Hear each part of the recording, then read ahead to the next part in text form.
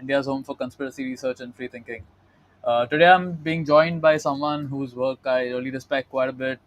Been following him for many years. Been a great source of insight and knowledge in my own awakening journey over the years. I started with reading David Icke many years back, and then as I kept going down the rabbit hole, I found many interesting people whose work took me deeper in different areas. All researchers have their own niche and their own specialty and their own kind of unique spin to how they see things. And I feel like each one of us using our own unique spirit and trying to shine light on the darkness. We all come up with different angles and perspectives of looking at things. So I've always appreciated all the work you've done, Bernhard. Thank you so much for coming on, man. How are you doing? Excellent. Very well, Yohan. Thanks for having me. Great, dude. So yeah, let's just get right into it. So, in your entire awakening journey, I've heard that you went through severe bouts of depression early, which kind of nudged you into getting in this direction, and you also had a lot of experiences with alien interference in your relationships, as well as interference by negative hyperdimensional forces. So, do you just want to walk people through your entire journey till now with respect to like what got you in? Because I know you're an early bird. You got into this in the 90s from what I've heard from you. So maybe just take people through your journey, man, because you're an OG. You've been doing this for a really long time. Yeah. Well, the question I've been asked, why do I do what I do and how I got into all this material and questioning and all these topics. I mean, in a nutshell, I can summarize it in one sentence because I was suffering. I mean, that's really that was the catalyst, suffering and not being able to fit in. Even as a child, I mean, it's kind of interesting. I actually was born in Los Angeles in the US. Both my parents are German, but then they moved back to Germany when I was 1 or 2 years old. So I grew up in Germany, Munich, um, which I'm grateful for that I didn't grow up in the US actually, educational wise. But anyway, I grew up in Munich, but also felt always like a loner. I'm outside, I couldn't fit in. Very highly sensitive, emotionally and psychically. Was spending a lot of time. I mean, there was pre-internet, thankfully, a lot that spent a lot of time outside in nature and was able to connect. And I always remember, even as a little child, looking out into the sky and the stars. There must be more to life. There's something else, right? And early on, I got also music gave me a lot of power and energy. So I got really listening to music a lot, reading a lot, just novels and fiction, whatnot back then, just in my own world. Um, but I never enjoyed school. I mean, I kind of was good at school, but just went through it just because you have to, right? But I never really questioned. I was just going along with the program. And it was not until after I graduated high school, I was also very insecure, bullied, and all of that. The classical, not physically, but psychologically made fun of. So what it is, whatever, high school times. But it was after I graduated high school in Munich in 1991. I remember everybody went to university to study business or economics or just this is what you do to make money and and I saw myself actually enrolled at the University of Munich to study business and economics and all of that for a year or two, and I felt myself in that situation like in high school. I'm not enjoying it. This is ridiculous. And then it was almost like divine intervention in the sense I met this guy who became my friend who introduced me to drums and percussion. So I remember the first day I sat in his basement playing drums. He was a guitar player. And I had already some sort of natural talent to play the drum set, to play rhythm. I liked music before, and it opened something up. I had my first, I would say, spiritual transcendental experience playing drums because all of a sudden it connected me to something higher, like being in the rhythm and all of that, creatively expressing myself, really triggered something deep within. And then I knew this is what I want to do for the rest of my life. So I quit the university and just worked in hardware stores, just saved up money and went with him in 1994 to Los Angeles to study drums and percussion. Just to music school, and eventually stayed here because I had a US citizenship anyway because I was born here. And that was my first pursuit. I wanted to just, be a rock musician. And I played all the clubs. I had my own band, very dark music, heavy music, very influenced by what I grew up on, the grunge, like Soundgarden, Alice in Chains, Tool, kind of early Metallica, just really heavy dark music. But it helped Mm-hmm. me to process a lot. It was like a shadow work for me, really, to express myself emotionally, like pent up energy, anger, sadness, depression. Like for me, I saw this kind of what people call dark aggressive music, like a psychological work. I need to express it, right? To let it out. I didn't It was even like know what I was an doing. outlet of sorts, maybe for you to channel all of Exactly. that. Yeah. Absolutely, just to kind of and it felt great afterwards. I was not that's contrary what maybe regular people think, but Mm-hmm. anyway, so I was pursuing that, and worked odd jobs and playing in clubs. We toured, we got our own bus, we financed our own album. But then I got disillusioned with the whole music business scene there as well. And around the same time, early 90s, mid 90s, I got more into questioning what's really going on. I got books. I got also into psychedelics, right? That kind of opened something up for me, is specifically psilocybin mushrooms, and went to desert parties, really experimenting with DMT, mushrooms, LSD, all kinds of stuff, just exploring. And that opened something up. And that's when I had also, especially with mushrooms, I had my first alien experiences, because they were not, I thought people talked about spiritual experiences, but I experienced these beings, these entities, that was more like an alien world, something else. And I think that was my first peek into the hyperdimensional realm. There's something else embedded in our reality, the other beings. This is not a projection of my mind. What And I entities did you really notice, if I may ask? say again. What entities were they? Like greys, reptilians, mantids, monarchs? Like There what did you was more see? like, like Terrence McKenna. I don't know if Terrence McKenna, these shape shifting machine elves. Like they were just like really like presences, and also reptilian like. Mm-hmm. I noticed even before I heard about anything about reptilians, but they were more like shapeshifters. They would adjust, shapes. They were not like solid, so they would just take different forms. Some were benign, some were examining me, and which is very fascinating. I was more. I didn't have that many bad trips. I was more fascinated, and I was really exploring it scientifically in a sense. Okay, I'm gonna eat up to 7-8 grams of mushrooms, lock myself into a room, darkness, and let's go. What happens, right? I mean, I did crazy things back then. Um, um, and a lot like mushroom. Also, I saw the healing capabilities of mushrooms and all of that, which is now actually proven that it helps with depression and trauma, and all of that reorganizes your whole brain structure and synapses and all of that. And then to the point that I even went to Peru, worked with shamans, did ayahuasca, all of that, but that also led me more to question what's going on in the world. And ironically, then, one of my psilocybin mushroom dealers in the 90s gave me this tape of this guy called David Icke, Oh one of wow. his Okay. 8-hour talks, right? Yeah, Around that's how I woke up 95. as well. I remember like watching one of David's 9 hour lectures, and that's actually what got me motivated to even like think about this seriously. Until then, it was just like watching small videos and stuff. But David really like Exactly. changed my life in a Yeah. very good way. So yeah, I'm So glad that to was hear a that he big, was your entry point as well. exactly. That was a VHS tape. I don't know if people still have that back then.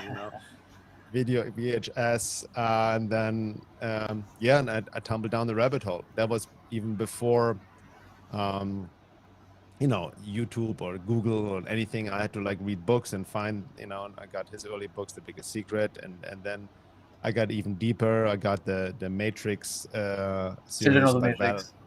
Val Okay, Valerian. Yeah, Val yeah, Valerian's Matrix series. exactly. Way before the movie The Matrix, right? So Hmm. that was also very profound.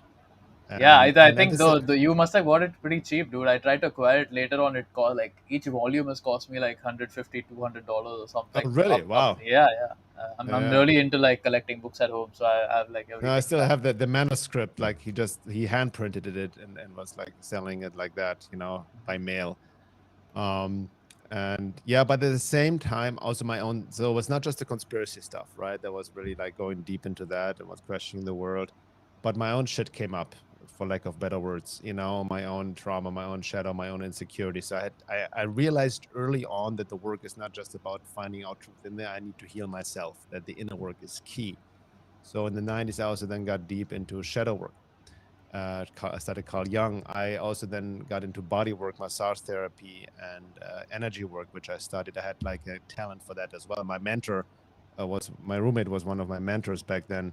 Looking back, he introduced me to yoga, qigong, meditation, and as well as body work, massage therapy, which also became my craft. I was a professional body worker for 15 years, and really helped me to heal trauma because I realized psychologically that it needs to process somatically. So a lot of what we're dealing with is stuck in the body. You cannot just think yourself through it or talk yourself out of it. We are too Yeah, much in our brain. I've had a We need to get recent into like the crazy body. experience with somatic work of late. Like I got an entire somatic work done, I think, a month back, and I feel like he like liberated me of something. Like by the end of the session, he's like, I've released 3 4 astral parasites, and the next day I was feeling like some burden has been lifted off me. Yes. So Yeah. yeah, I mean So it's fascinating how this somatic stuff work is works. Yeah. key. Exactly. So I did a lot of that work. I received a lot of work. I was studying all kinds of healing modalities. Had my own private practice, working in LA. I stopped the whole music thing. I moved out into the mountains, in the Santa Monica Mountains, in a little hut, literally like a hermit. And then studied deeper. And then I felt the need to, to express myself, to write. So I found another gift, writing. And the way I started is because it helped me to formulate my thoughts, my insights. And that was back then, before there was MySpace. I don't know if you remember MySpace. That's how I wrote before there was Facebook. And also trying to connect with others if, people just, want to talk about this. So that's just how it started out. And I remember also back then, one of my friends said, dude, you have to get a blog. And I'm like, what is a blog? I didn't even know what that is. That's how the early days of my website, Veil of Reality, right? .com, and that's I started just writing, and What then year was that this? What year did you start your website? that was late 90s, early 2000s. Big. It started around when 9/11 happened.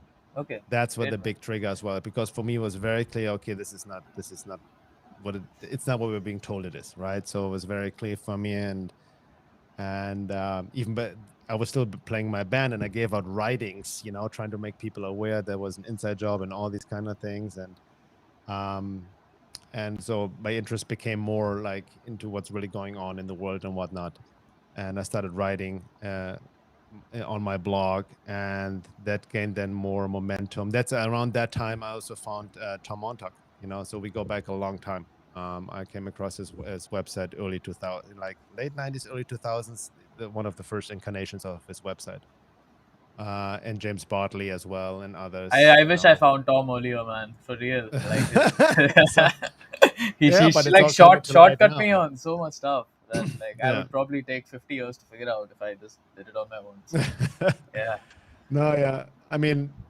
we all have our own path. You know what I mean? yeah. That's there's divine timing too. So, I have to say at the beginning, I also got deep into the fringe, and I also got a lot of channel material. I also took the New Age pill. So I also realized, looking back, there's a lot of, especially the alien phenomena. There's a lot of nonsense out there, a lot of distractions, a lot of nonsense channel material, and all tricky stuff. So discernment is key, and discernment is not easy, because many people claim, oh, this resonates with me and that resonates with me, but you cannot take resonance on face value, because I noticed through the inner work, even with myself, I've mistaken resonance for my own bias, wishful thinking, what I want to be true, as opposed to what is really true. Similar with intuition, we can mistake many impressions, feelings, and thoughts for intuition, which are not intuition. You have Yeah, I to was be just gonna really, say that. I mean, like I've yeah, experienced that myself as well. When you think something is intuitive, but it's your mind just trying to like rationalize stuff to exactly, fit your yeah. bias and your shadow projections and all of that. So yeah. Yeah, that's why when you're truth seeking, the inner work is imperative. Without it, you can't, because we need basic critical thinking, understanding logical fallacies. But if you go into that world, you also need to sharpen. It goes beyond logic. You have to sharpen your intuitive capabilities.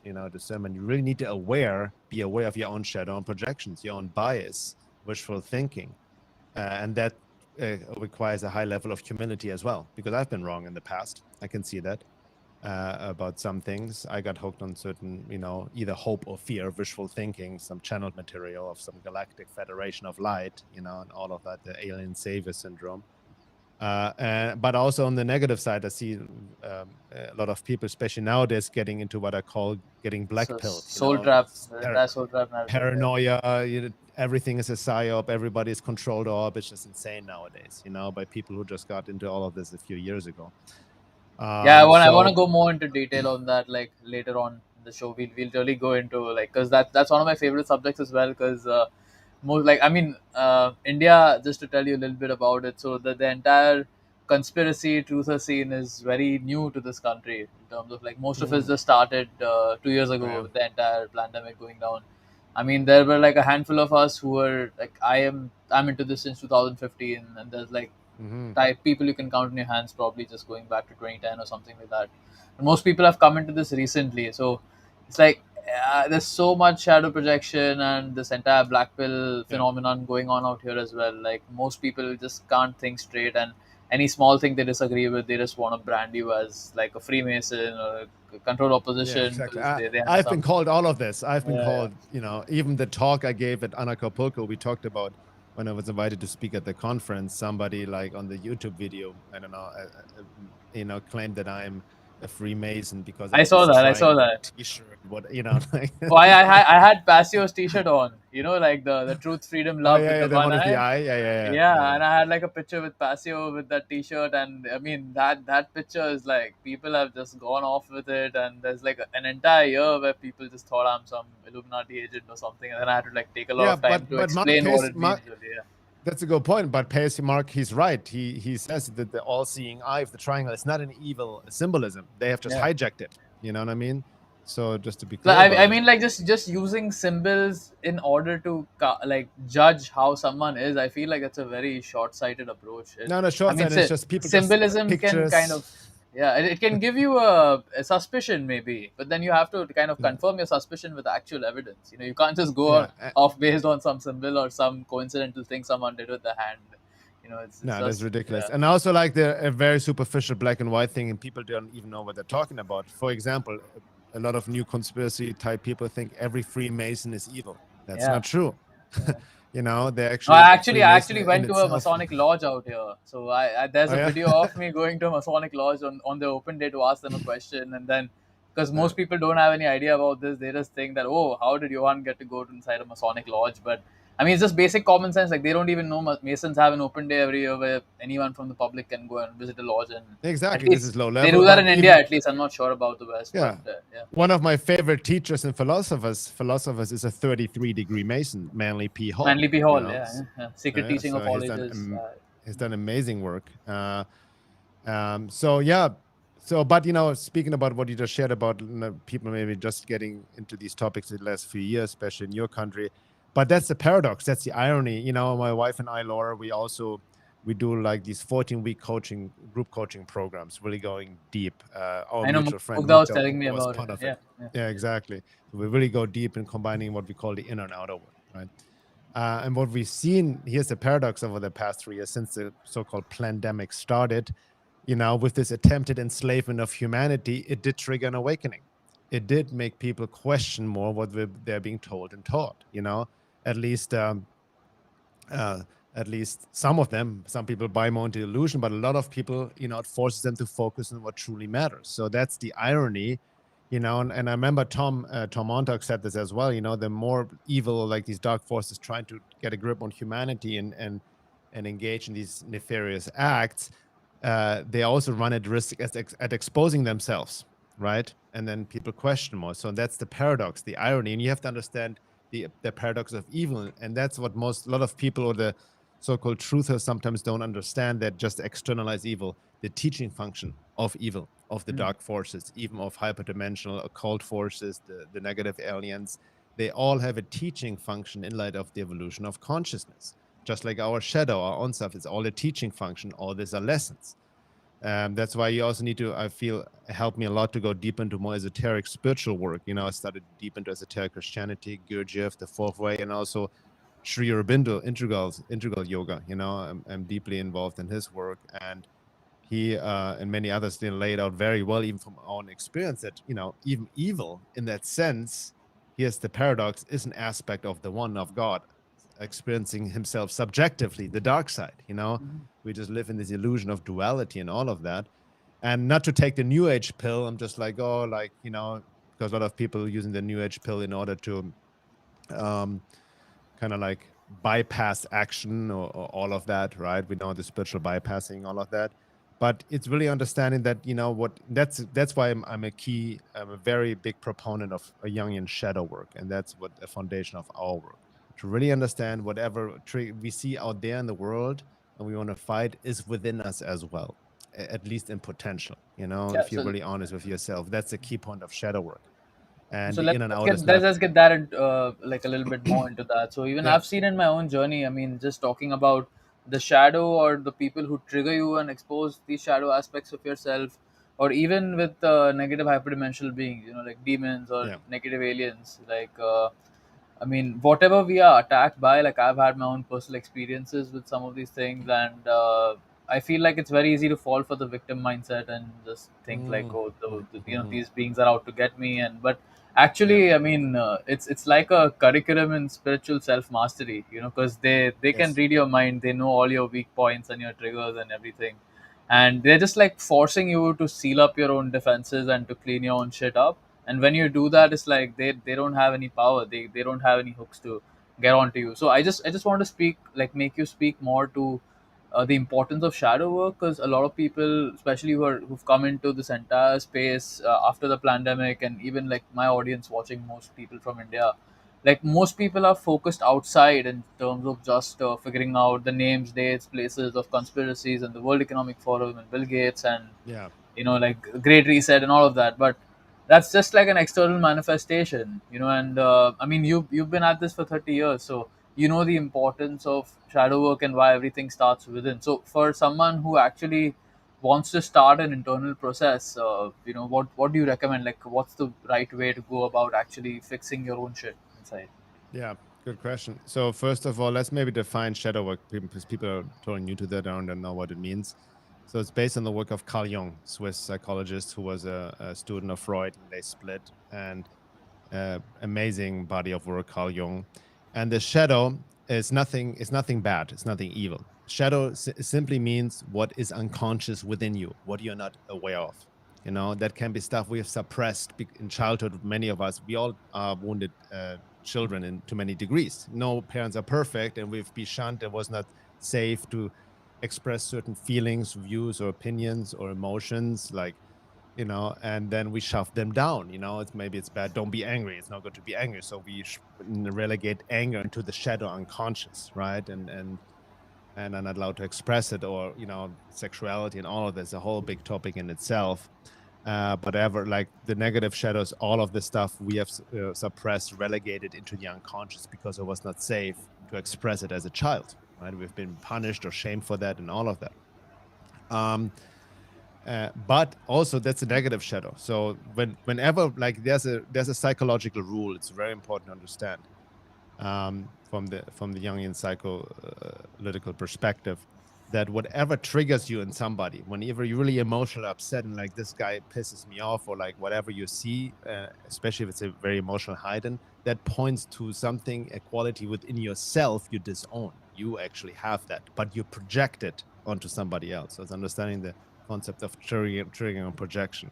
So we project our own unconscious stuff, unconscious evil, unconscious darkness into the world, you know, and then we feed these forces. We actually then create more evil. That's the irony. So that's what I was saying, if you project hate and anger, disgust, towards Klaus Schwab, Bill Gates, and all these psychopaths in power, you feed these forces, writing them, you create more of that, right? So you need to get in touch, and that can be triggering for some people, with your own inner Klaus Schwab, your inner Bill Gates, because we all have little, you know what I mean? All is one. And I'm not saying that you are like that, but we have all the potential for evil within us. And that's the work to be done, through the work somatically, and allowing ourselves to feelings we have suppressed. So it's not about suppressing anger and all of that. It's not about now sending them love and light like the new age pill and all of that.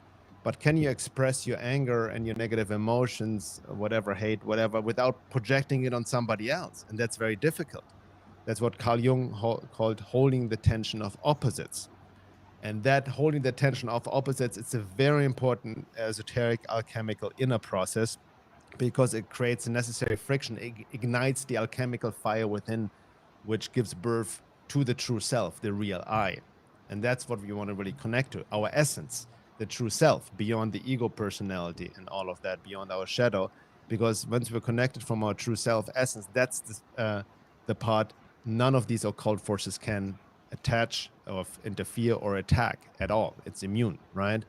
But you said rightly so, then, a lot of stuff we're dealing with from a shadow perspective, these forces tag into it. They put more fuel into the fire and exaggerate.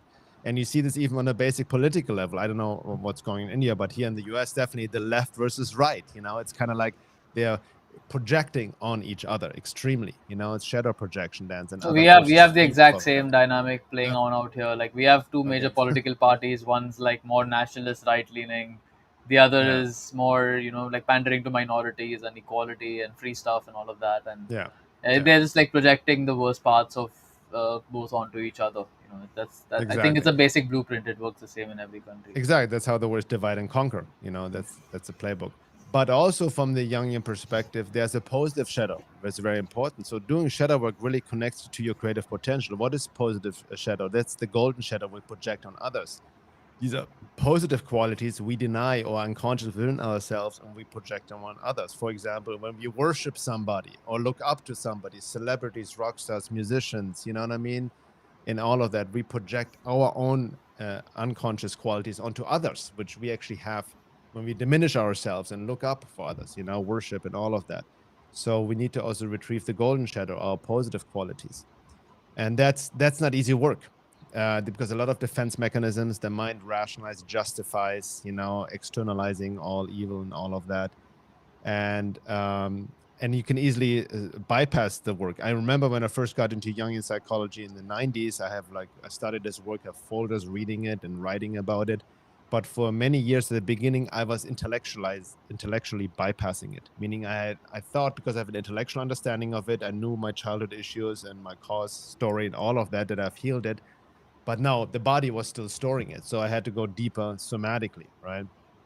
And especially nowadays working with somatic psychotherapy and all of that to really pierce through this and bring everything forth and heal myself, and then combine it also with spiritual work. I mean, that's the key point nowadays. Again, my wife and I, we are really big on psycho spiritual work.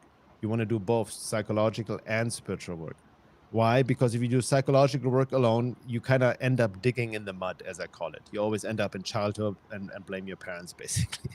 I can speak a lot to that. I've been stuck in both ends of the pendulum actually. So in my early years of my awakening, when I was like deep into reading Ike's work, I basically thought that no one's opinion means jack shit, and I didn't have proper boundaries. Like didn't stand up for myself much. People would say anything, and I would just be like, it's too small to think about. But that it was Yeah. actually affecting me. But I was kind of just like glossing it away and it being in this like very high spiritual state in my mind. And then a couple of years later I figured out that that shit does affect me, so I started trying to find out, okay, like why they said something, it triggered me. So instead of like glossing over it, finding out like why it's exactly triggering me. And that took me to the other end of the pendulum, where I was just like going on about like trying to find my story with respect to, okay, where did this start, and like why do I exactly feel this emotionally when Yeah. someone says something. And then you just get caught up in that. You're just like drowning in your own shadow, kind of like trying to overanalyze it in some way. Yeah. Over And analysis yeah, and then paralysis. now it's like coming to a balance where you just like found out, okay, these are your weak points, this is what affects you. And then bridging a connection to the divine and God, and kind of Exactly. identifying with spirit and seeing that as a lower manifestation of like the vertigo virus, or the Yeah. ego, or like what do you want to call it, that basically is like an implant grafted onto us, whereas like our spirit is something separate from that. So I feel like that whole cohesiveness with seeing like shadow work as well as integrating the spirituality bit, I think that's very important. So I'm glad that Very important. we're Yeah. talking about that. Exactly. Yeah. And also, a lot of you got the other side. A lot of people also engage in spiritual bypassing, right, and not doing the psychological inner work, and then overestimating their level of being. I've done this myself. You know what I mean? And just Yeah. like, oh, everything is that's just love and light, and I'm gonna ascend to 5D and all this stuff. Been there, So man. it's both. I mean, it's not easy work. I mean, once you really, I mean, also even with the truther community, sometimes I feel people or the so-called truthers forget their aim. Why do you seek truth? I mean, that's what I always ask people I work with. What's your intention? Because a lot of people get caught up in the maze, in the rabbit hole, and just post, "Oh, this is fucked up. This is crazy. Like, look at this and this," and forgetting the aim. What is your intention in life? Well, my intention is to seek not just understanding that seeking truth goes beyond just a mental concept, because you can never figure out the matrix by the mind alone, but my intention is to wake up. And the waking up goes beyond having a intellectual and informational understanding of how the matrix works, right? What does it mean to wake up? Well, I want to connect to my true self, my essence. Yoga meaning union with divine in all that, because I know that's how affects the world more powerfully. If I change, we cannot change the world externally, and that's, I think, really what my work is about, and now with my wife Laura, that we really want to bring into the truth of community as well the importance of the inner work and really combine it both, because that's very much needed, because the outside, again, it's universal law, as within so without, as above so below, right? The outside is also a reflection of our inside, and we just live in this illusion of separation. But the key point, with like you mentioned as well, especially with the occult forces, other entities, the other forces, operating in this world, manipulating humanity from unseen realms. But you can utilize them as teachers, because they can only get to you where you have your own trauma, your own childhood wounding, your shadow aspect. They tag into that and highlight that. So instead of, like you said, a lot of people fall easily into victim blame trap, and that's the matrix trap in itself. Blaming others, blaming even the matrix, you know what I mean? Being this victimized state. That's the whole leftist communist movement. Everybody's a victim, take care of myself. I want free stuff.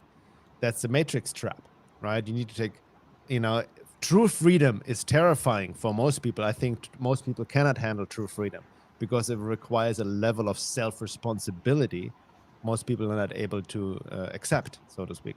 I mean, we're talking about a very deep level of self responsibility. I mean, when you think of the implications, it's like you have to take ownership of everything that's going on in your mind with respect to, I mean, even just being aware about the fact that these entities can read your mind and actually project thoughts, and your thoughts might not be your own. I mean, that it kind of makes you like a spiritual ninja in some way, trying to block off stuff Yeah. that is not you. So, distinguishing between like this aspect of yourself that's not you, the spirit, it's like a daily tussle, I mean, in terms of just maintaining that practice and being in that state. So, like, why don't you tell people a little bit about the darkest times of your life and how you've pulled through, because it's I mean, maybe someone might perceive that, oh, it's easy to talk about not being a victim when you don't have like hard stuff that you've gone through, but I know that you've gone through a lot in your own Yeah. journey. So how was like what basically helped you to push through those difficult times when you maybe were suicidal, or when you felt like Yeah. giving up on your path?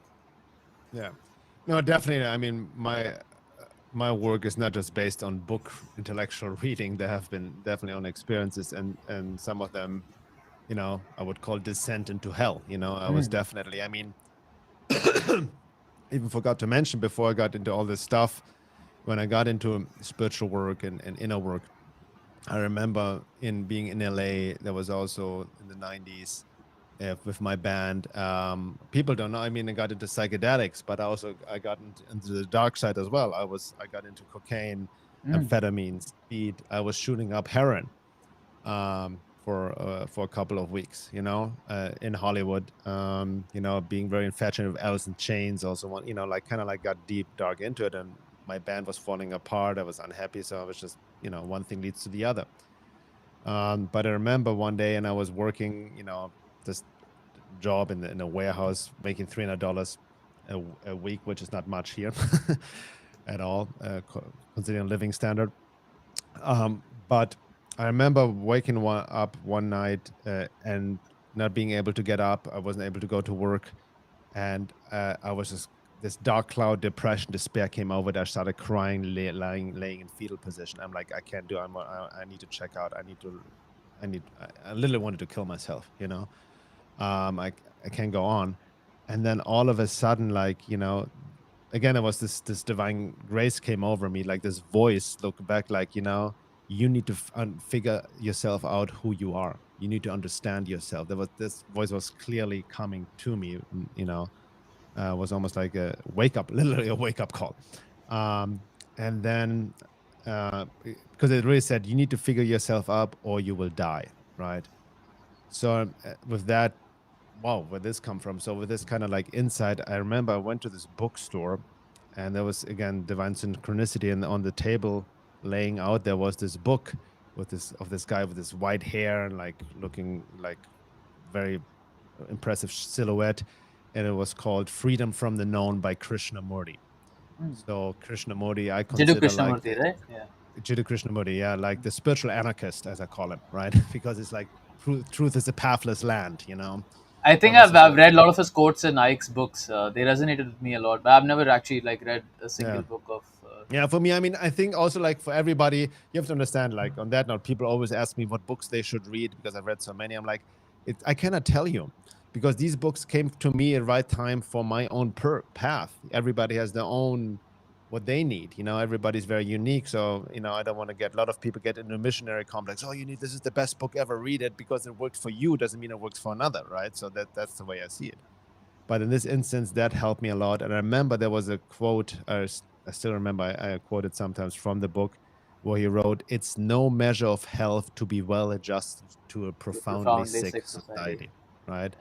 Which basically realized, wow, that's when I realized that's why I'm suffering because I'm trying to adjust to a world that's completely out of touch with nature, with God, with spirit, that where pathologies are becoming normalized more and more, where narcissism normalized, all of that, you know, where you worship very pathological individuals, well, like psychopath, sociopath, high level narcissist. Yes, they have power, money, and fame, and all of that, but it's all pathology normalized. And that's what I realized. A lot of people suffer because they are going against the inherent nature, right? And that was the big wake up call, number one, you know, and that got me on this journey. And then there were many other what it's called dark nights of the soul, right? And I realize there's a law Sri Aurobindo talked about is the law of ascent and descent. You know, that the waking up process is not this pop spiritual new age linear road of just more love, light, and bliss and always up in heaven and you have angels playing the harp next to you. No. In order, you can only rise as high as low you can go into the shadow, into the darkness of your own being, right? And clear that out.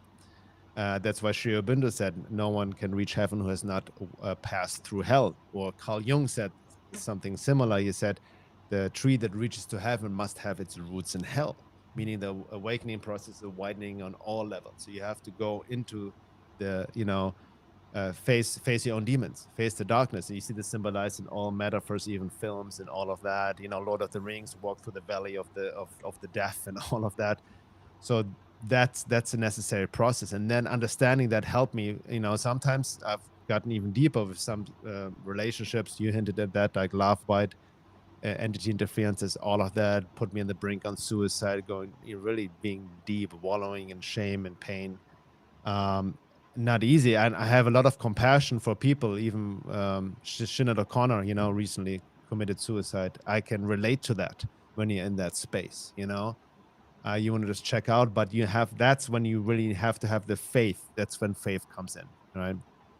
And pierce through. And in these darkest moments, what does help me is prayer because there's the divine and really that aspiration, that sincerity, and really understanding that sometimes we need to go through this process. And I can sense when I'm down below, definitely from my experience, other forces coming in that interject even more these thoughts. You're shit, you know what I mean? Nothing is worth it. I was even so close to delete all of my work because you have to understand when you truly, sincerely on this process of seeking truth and awakening, forces will be put on you to keep you down, to keep you from awakening, right?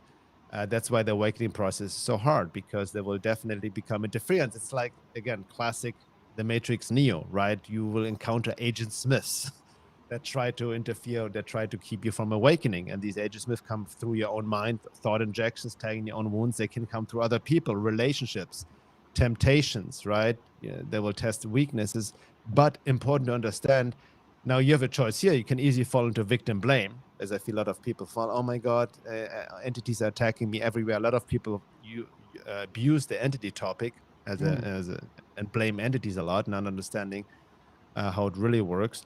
Yeah, Or you I was understand, watching your Love Bite round table with Montauk and everyone, and yeah, I mean, I also see this phenomena where even people like even just normal relationships dynamics, people who get to know about this topic, they start getting paranoid that it's some entity interference, where it's just like mm, basic psychological projections going on, So people tend to take it like to the extremes either yeah. way.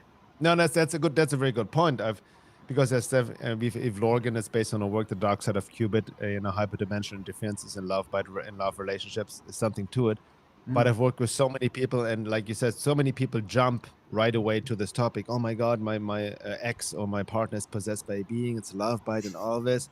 And when I work with them, it's actually no. It's basic relationship psychology, basic shadow. Your own childhood stuff comes up as it does in relationship, especially Yeah. after the Yeah. romantic phase. So that's why I'm also more into the psychological work, as a foundation before even going into this fringe. And that reminds me of the question you had, what I would advise others on. It's Mm. really, it starts with self-awareness. You have to know thyself, the classical know thyself. And what that means, really understand your whole makeup, your own psychology. You have to understand your psyche, so you can separate truly. And that doesn't happen overnight. You have to be able to separate between what is your own stuff, your childhood wounding, trauma, and all of that, even past life karma, compared to what's being interfered with from the outside. And that's easier said than done, right? So it requires work and practice, and especially engaging with others. You cannot do the work alone. I say this right away. Like I noticed for my own inner work, there's only so much self work you can do on your own as well, because you have blind spots, right? You cannot see yourself fully objectively. So it's key really to have this self-awareness, to develop self-awareness. Most people don't have it. Most of people just mechanically follow their thoughts, their desires, their instincts. There's no freedom in that. They just go along with it like a hive mind, right? So true freedom is found when you're really more self-aware and like become curious, like, oh, why am I getting so upset about this? What's really going on? Where's it tagging into myself? What does it remind me of? Right? Always self-reflecting on this, not in a analysis, like intellectual paralysis way, but also feeling what's going on in my body when this happens, right? So learning self-awareness is very key, because we've never been taught that in school. We're always externalizing everything. Is like being uh, we're not being told to trust ourselves, or look within, and all of that. So that's a key point. But like, yeah, there's been many times in my life I was deep down under. It still happens even now in my relationship with my wife. Stuff comes up, we Mm. get into conflicts. But that's also, as it does, a lot of stuff only comes up in intimate relationships, as well. And if you understand it in light of the work, and in light of psycho spiritual work, you can utilize it in order to heal and actually bring two people closer together, really, right? And connect more to your essence. But it's continuing work, right? Based on the law of ascent and descent. Sometimes I'm feeling great, I'm up there, and sometimes it drags me down again. But understand it's an archetypal process that needs to happen, right? And that goes even over lifetimes, I would say. And that's really key to understand. So yeah, a lot of it is like, but again, like, a lot of truthers have to understand, if you're really sincere in the work, you will meet opposition and resistance, right? And these are to be taken as lessons, as tests. And all the esoteric traditions talk about that, you know. And it's much easier to fall into blame and victim and see evil out there, right? Because even with myself, after all these decades, I've done the rabbit holing, going down into all kinds of like areas in very dark places. At some, in detours and dead ends and all of that. And I realized at some point I did face a dead end, and there was a mirror, and I was looking at myself, and I needed to face myself, right? Yeah, man, I can totally relate to so much of what you said. Like, I feel like my personal issues have been with relationships, and like I've been through some painful like endings in my relationships, and those have been the biggest catalyst for me to actually, shed whatever was holding me back. And every single one of my like relationship endings has led to like a totally different transformation in my psyche. And I mean, just Mm-hmm. like my entire personal awakening itself on this journey started with a breakup. And that's when my mom came and like handed me a spiritual book. And, my entire journey started. And even after that, like I've been through one. And I mean, that time was really, really bad in terms of like both times I've been pretty like depressed and suicidal and stuff. And it's just at the right time that there's something guiding you, and it throws some material or Yeah. some, path to pursue that totally makes sense of everything. Like, I mean, just like Tom Montauk's work as well. I found it exactly like that. So it's really interesting that you mentioned at the beginning also, like stuff comes in at the right time, when you're Yeah. ready or when you need something. So actually, yeah, after like my relationship ending, I was looking for a book to really like. I mean, I had certain interests. I wanted to go deeper into the afterlife and just make sense more of like what's going on. And then I was just like going through all the books at home, and I found like Montauk's book, and it was just like one volume. So then I was trying to find the other volume, and then because I couldn't find the other volume, I went like searching all around my house for it, and I just couldn't find it. And then I started glancing through the book, and I was like, "Fuck! I really need to read this. This is mind blowing stuff." Just like going through his Yeah. index and everything, and I read both his volumes, and I'm like, "Shit! That's exactly what I needed to kind of make sense of everything that happened and like pursue my own journey." And I'm in such a better place now in terms of my own insights and making sense of everything, understanding my weaknesses and overcoming that. So I mean, I can really relate to a lot of what you said, man. That and I Yeah. feel like just going through that whole process also, it's as you said, it's like the journey is not like one way up straight. It's like you go up and then Oh, you kind of fall down, and then you have to like, but you go higher every time. I feel like yes. every time you Yes. have that descent, it's like you If you're you rise sincere, higher. exactly. So yeah. But you made a good, interesting that reminding what you just said. It's also when I look back into my life, there's a saying, tell God your plans and he will laugh at you. Right. So I can see there's more divine guidance as well, but I was not aware of it. There's divine grace, but divine grace doesn't have, it's not just positive experiences. Even that horrible breakup I had with a relationship over 10 years ago was a love bite. I could not let go. I still want to get back together. I thought I was going to marry her and have kids and all of that. Like, it was completely destroyed. That was my latest, that when I suicidal, wanted to delete all of my work, done and over. It took me I had to go like a long recovery from that. But now looking back, that was divine intervention. I'm glad it did not happen. It put me on the path I am right now, individuating, connected with Laura, Mm. doing really the work I'm here called to do, my deeper soul purpose I wasn't really aware of back then. So we have to understand that God's will goes contrary how your wounded ego Yeah, wants yeah, things to be, right? In the moment. So when you look back, I mean, there's a great thing Steve Jobs said one time, obviously from Apple guy, but he said, like, in life, everything is connected, everything interrelated, everything has meaning, but you can only connect the dots looking back. How everything like makes sense. There's a higher force working through it beyond your own little ego will, right? And like you just said, if you look back, I mean, the biggest lesson I've learned, all these horrendous experiences when people like get stuck in victim blame, and then they blame all everything in God and the world and their partner. But these experiences were actually initiations, rite of passages. That's the way I see it, right? Very important lessons. So what I see from an ego perspective as really negative, bad experiences were actually very extremely valuable lessons that were needed. And like sometimes we can learn lessons the hard way and easy way too. I can also see that there were signs along the road which I ignored because of my wishful thinking. One of my teachers and mentors said, God always speaks to you. The divine gives you always signs, always in the subtle ways. If you have the awareness to know, there's the guidance.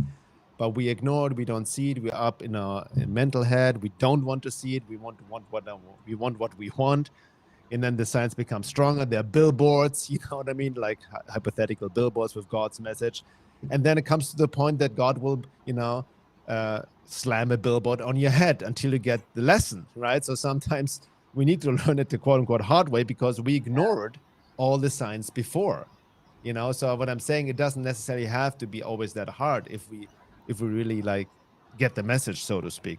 Uh, that, anyway, you like know, Montauk talks a lot about the easy way and the hard way. So the easy way is like exactly. being in touch with your intuition, being in touch with your dreams, and Yeah. just like being more in tune with yourself, and your identifying with your higher self in terms of just Yeah. like daily Yeah. life. And the difficult path is just not having the foresight, not like doing inner work, not learning through other people's experiences, because even other people's experiences can teach you a lot. And Yes. if you just adopt and learn from others, you don't have to repeat the same thing necessarily. I think that's a big insight I got from reading Tom's work, is that like even other Yeah. people's Exactly. experiences are so important in terms of shortcutting like so many wrong roads that you might go down personally in your own journey. So Yeah.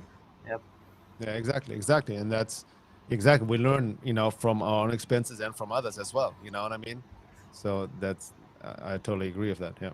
No, I'm like really grateful to you guys for like putting those roundtables together, because even just like watching that and seeing that other people are going through the so similar kind of stuff and being deceived, it's a test for all of us. We're just like figuring out.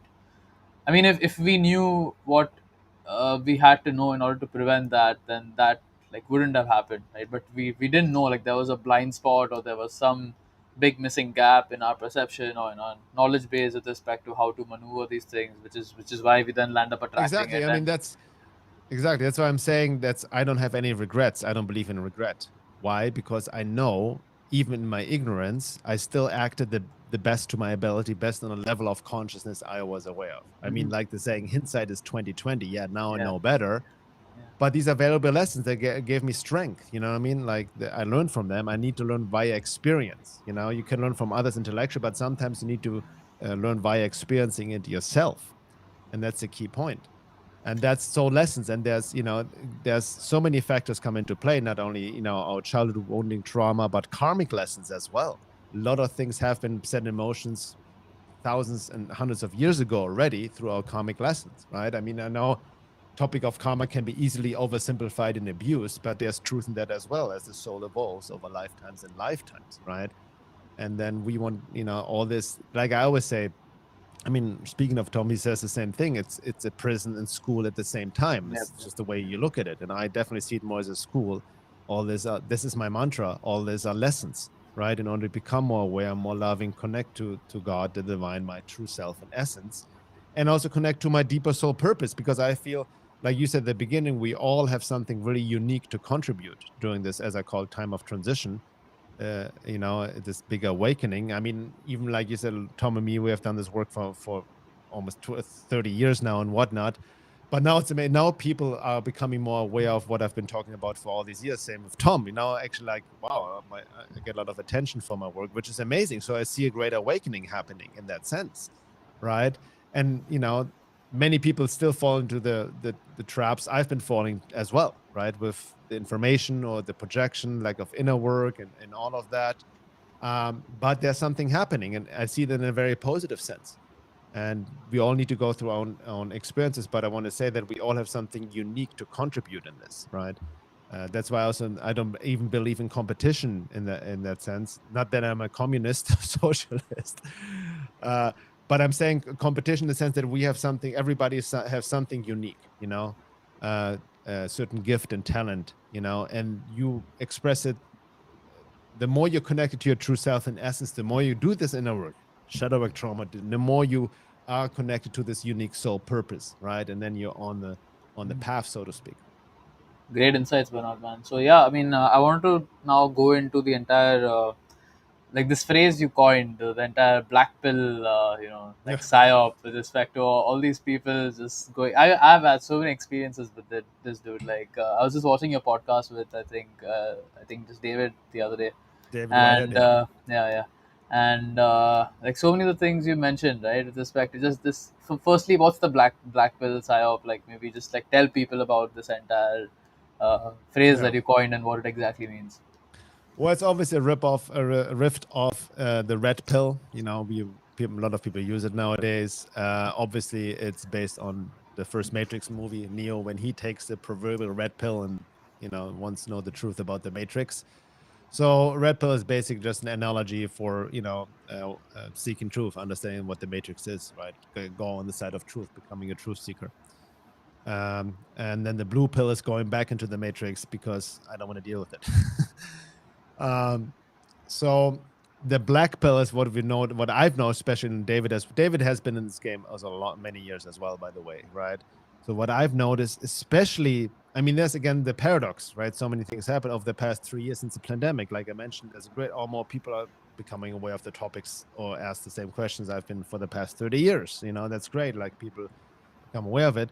But at the same time, people have become, way, how can I say, Ungrounded. ungrounded. Thank you. Yeah, ungrounded and very negatively oriented as well, Mm. meaning that we call it black pill. What is being black pill? Meaning you have a very cynical, negative view of the world. You see doom and gloom. You go like, oh my God, the world is going to shit. Paranoia, right? You cannot trust anyone. Everybody is a psyop. Everything is a psyop. What was the latest psyop? Sound of Freedom, the film. It's a psyop. A controlled op. I've David Icke has been called controlled op. I've been called controlled op. Joe Rogan controlled op. Bitcoin is control, is psyop. Trump is a controlled op. So many people, like everybody, basically it came to the point, whoever I don't agree with is a psyop and controlled op, You you right? you nailed like you nailed it over there. It's basically just comes down to that, like someone saying 100 things, but there's this one tiny thing that you disagree with, Exactly. and then just based And on it that, must be this controlled guy op. It's a is, yeah. distraction. And I'm thinking, what do you expect? Like nobody, like and it's mostly, excuse me, from the peanut gallery of like people who never put out any work themselves, put themselves out there, but on social media. And I think it's a phenomenon also of social media. I have to really point this out, because when I started out, I had to read books. I watched long lectures, right? Really gather the information and documents myself.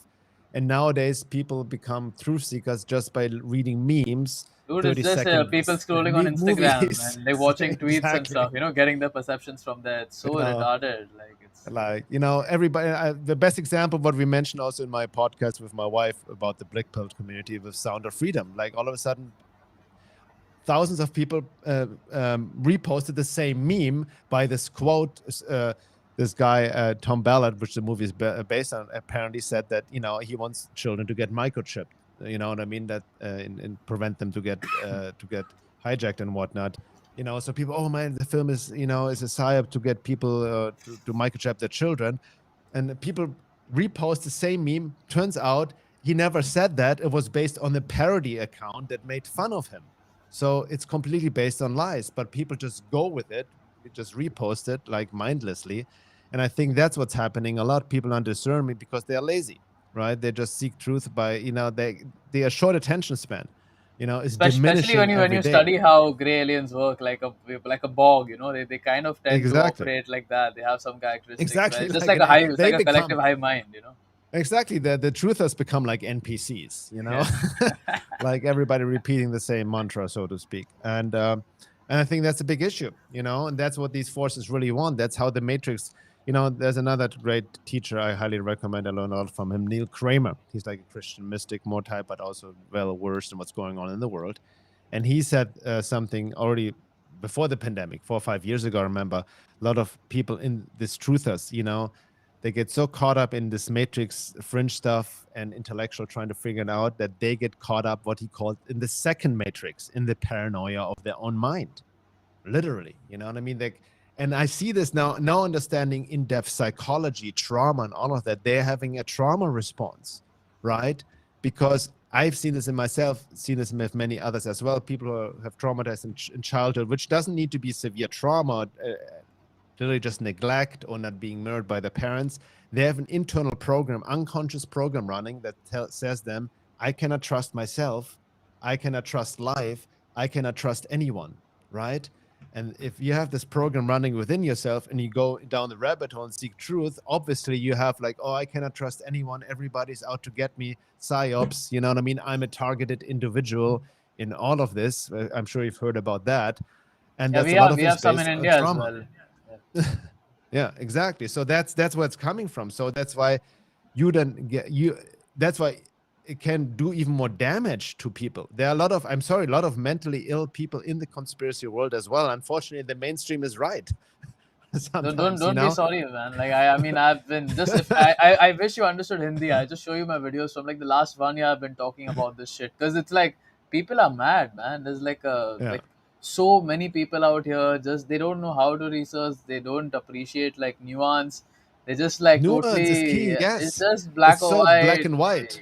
Yeah, Yeah. So I mean, yeah. I have No, so no, many personal that's that. experiences with this Uh, as well. Like, because I'm not a flat earther, I'm not a virus denier, I'm not a. It's so many things, with respect to like just how. I mean, there's this whole Project Blue Beam thing now where people are just oversimplifying the entire alien narrative, and like a lot of yeah. people in the conspiracy community think that aliens don't exist and it's just something that the government wants to do Yeah, no, to no. This is create a world that is the government. So latest narrative. All of a sudden, that aliens don't exist. It's a psyop.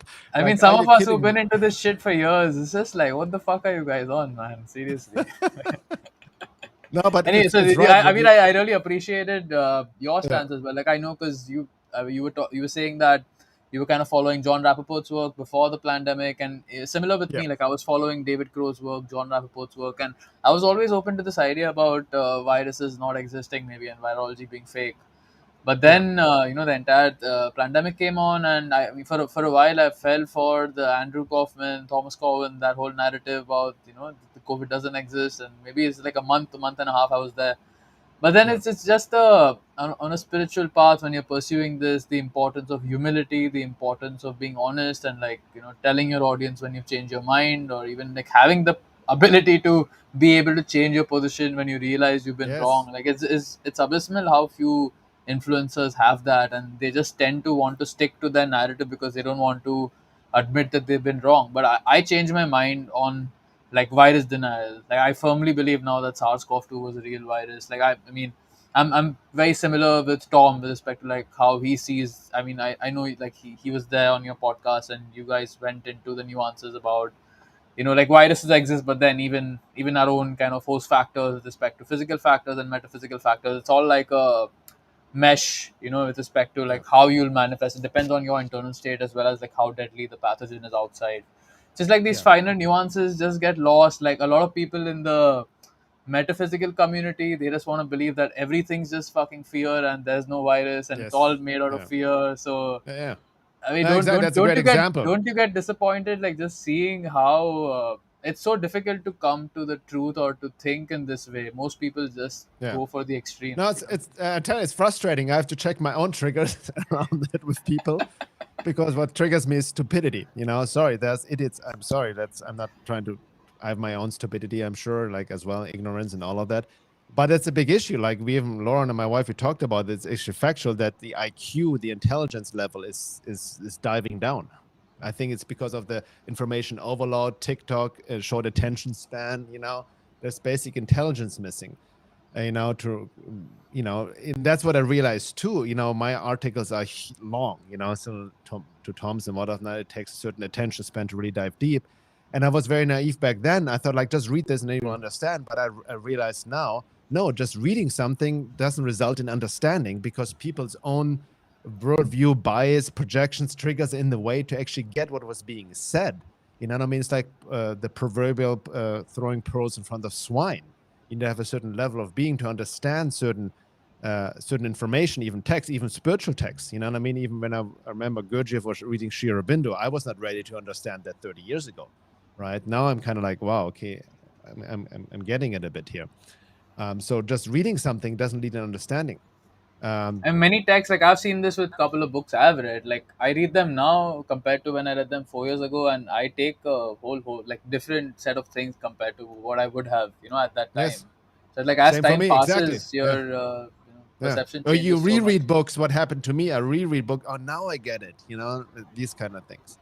So absolutely, that's part of the process. That's why the inner process. That's what Gurdjieff talked about, the triad. The triad of knowledge, being, understanding, and he made it really clear that understanding depends on being, not just knowledge. People say, oh, just information, knowledge, but people just gathering information doesn't result in understanding, which is wisdom, right? The trivium as well. So being, what is being? Being is a level of connected to essence, your self-awareness, how you're connected to your soul being, right? And all of that. So the more you do the inner work connected to being, and then you gain knowledge, it results in higher understanding. But you have to understand the interrelationship between those three, and most people don't.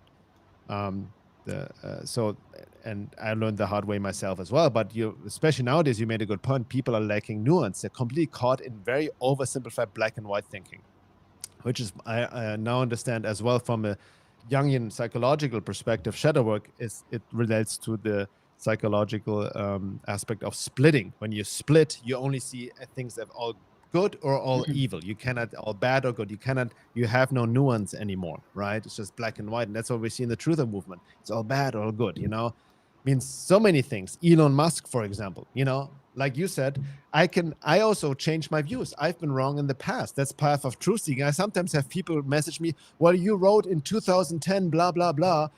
That's 12 years ago. I have maybe learned a few things since then, Now, even I used So, to think a lot of things about Elon, but then just I mean, Elon follows people I know now who are like hardcore conspiracy people. So I mean, no, I mean, and it's Elon, just yeah. I wrote an article about him that as a psyop, controlled op. He's the technocrat savior everybody projects on. He's gonna usher people in this transhumanist nightmare, right?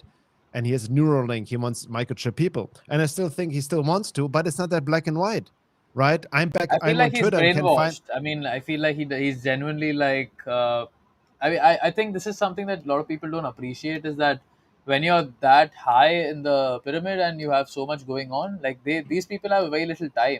So maybe it's just that he honestly like hasn't, researched the EMF issue and he doesn't know about it. But I feel like just tracking him like I mean, like, whatever we say, I mean, there's obviously facts with respect to his entire career being set up by InQtel people and the entire deep state, Yeah, like that whole history is there. But then when you look at the impact he's having in terms of Twitter and just being able to get this information out, how it's impacting more people, like you have to have a balanced kind of discussion, like there's of course that's good that's coming out of it, and it's good to be skeptical about things that we don't agree with, but then to just cast the entire guy as if he's just not done anything good at all. I feel like exactly. that's I very mean, that's what I'm saying. I'm not that black and white. The point is, like, so many people think he is the savior all of a sudden, the yeah. conservative people, or he is a psyop. It's like he's evil. Don't, it's a trap. It's again these extremes. But it's about holding the tension opposites. I can still use Twitter now. Oh, now I'm finally on Twitter. I've been censored, deleted, over the past 3 years, and finally now Twitter's the only platform I can now actually post anything I want, and I get a lot of tractions and put my message out. That's awesome. Doesn't mean that I think Elon is a savior. I remain skeptical, but I navigate it now this way. Another great example is, I don't know how much you got into this Q topic at some point I did quite a many bit. years Yeah, ago. yeah. I mean, I Yeah, I'll, I I'll mean, give you a little bit of my like kind of just going down the rabbit hole with that. So initially, I felt that the whole thing's a psyop and it's just to give people hopium, and I felt like it was kind of a continuation of the whole trend that was going back before that, the entire white hat like white dragon alliance and this whole thing with yeah, Benjamin Fulford and just these yeah, failed yeah, predictions and all of that. I just felt like it's a continuation of that, but then Montauk did change my mind on that like a little bit. I was watching his, I think it was the second part of your discussion with him where you yeah. guys really We went talked into about it. that. And Yeah, he made yeah, some watch. valid points. He Yeah. did. Yeah, Yeah, I mean exactly. that. So I had the same view. I was first, this is a ridiculous psyop. People getting the hopium, but I was already back then. I couldn't care less about Trump or politics. I'm always more my anarchist views. You know what I mean? Like government, what is a religion? That's the issue. Left, whatever. But then, more and more like, and I wrote this whole essay. It's a long thing 3 years ago, and I got a lot of like millions of views and kind of like exploded because the way I approach it from a complete denial of like, this is ridiculous. But I had to admit to myself, I actually never really looked into the material itself. I put my, as it's called in Trivium, I put my logic before grammar, you know what I mean, or before my conclusions. I didn't do my research before I came to conclusions. So I finally was like, no, I got to go to the original Q material. I don't want to know what other people say about it. So I went down and read thousands, all these drops, like community of the Anons read their books about it, and like, holy shit, there's something to it. Well, whoever is behind Q is releasing information I've been talked about for many years already. There's something that, and then I saw also there's so much bullshit about what people think Q is and QAnon. There's not QAnon, there's Anons and Q. And even within I the made Q, that mistake actually. Like I got my perception of Q from what these people were saying about him, like to Simon yeah. Parks and people like that. Yes, Just these like they are making very wild shady kind of characters, by the yeah, way. yeah, Very yeah. shady characters who hijacked this whole. Jordan Hmm. Sather, I had him on my podcast. Even He's more Charlie level-headed. Ward and people like that. I mean, Yeah, they're all these just people. Yeah, they are yeah. sketchy. They're making shit up that Q never said or implied. And then a lot of people in the mainstream like trust the plan. We're just supposed to sit back and trust the plan, and Q's predictions never came true. Well, And if then you that really studied the blackout, that whole material, blackout narrative, and the TV, like yeah, the exactly. electricity But is Q gonna never. go. Yeah, yeah. That the point is you don't understand the material because he never made predictions. You have to Hmm. understand how to use the material, and he never said to. He always it's a Socratic method. He made people think, in that sense. And I know he has triggered an awakening, or he or they, whoever's behind it, because I know from the people we work with that material has helped a lot of people to wake up, to ask questions, right? Now I can see the culture aspect. I can people see project saver qualities into that, and Trump as well, right? I wrote this in an article careful of that. I never identify myself as an and again, I am more nuanced about it, right?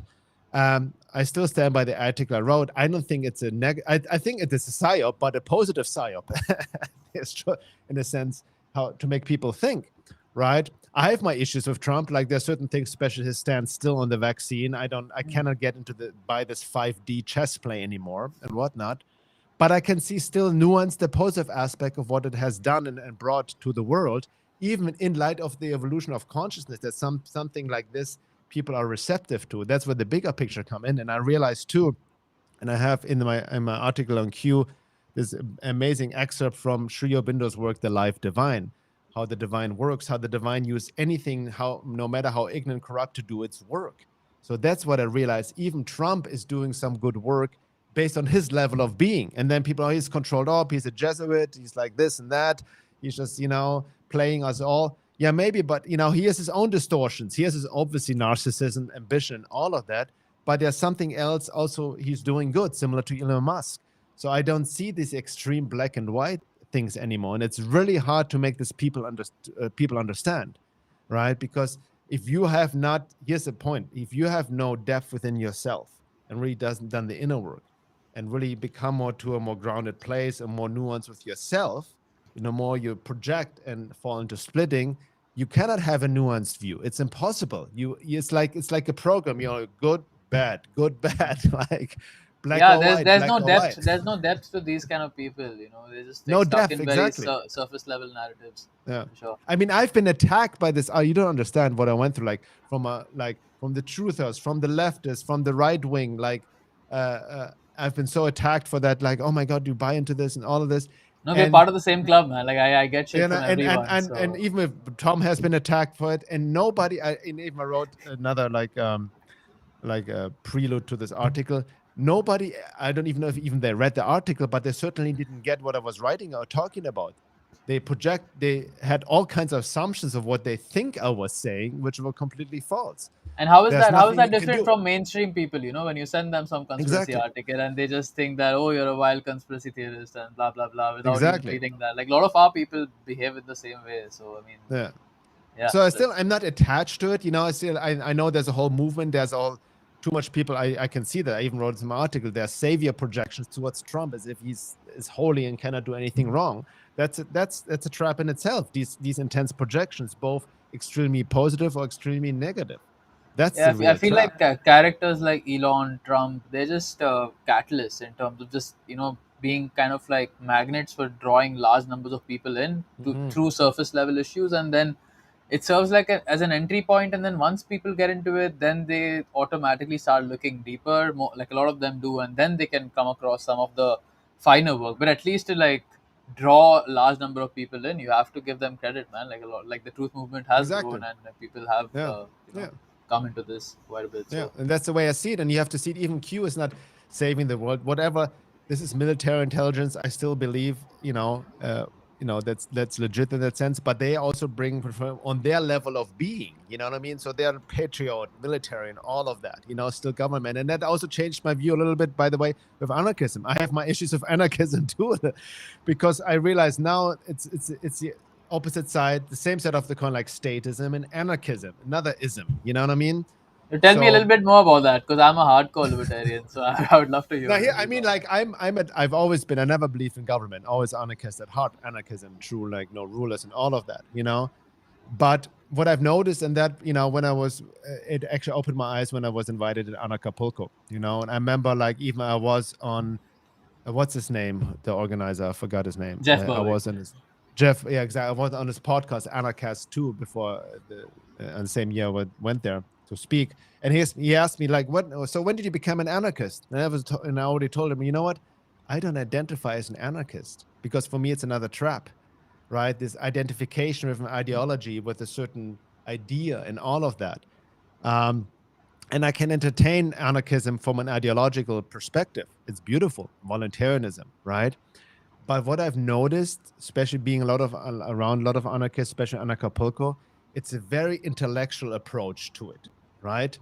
And I've seen, maybe not you, but I've seen many anarchists being also hardcore materialists. Even No, atheists. They I have, totally agree with you that. know, Like that, that they was they kind of just like get like one whoa, tiny there's something aspect. missing. It's one dimensional. You know what I Yeah. mean? It's like we need to do this and that. And I think and that's why, like, especially in Cucumber and Trump, and they're like, there's actually value still in we are in a level, we are in a, let me put it this way, we are, in light of the evolution of consciousness, we're not even capable of governing ourselves. That's my Yeah. argument. It's naturally that we have government because that's where we're at, right? And we cannot even govern ourselves. I mean, like, that's what I realized with the inner work.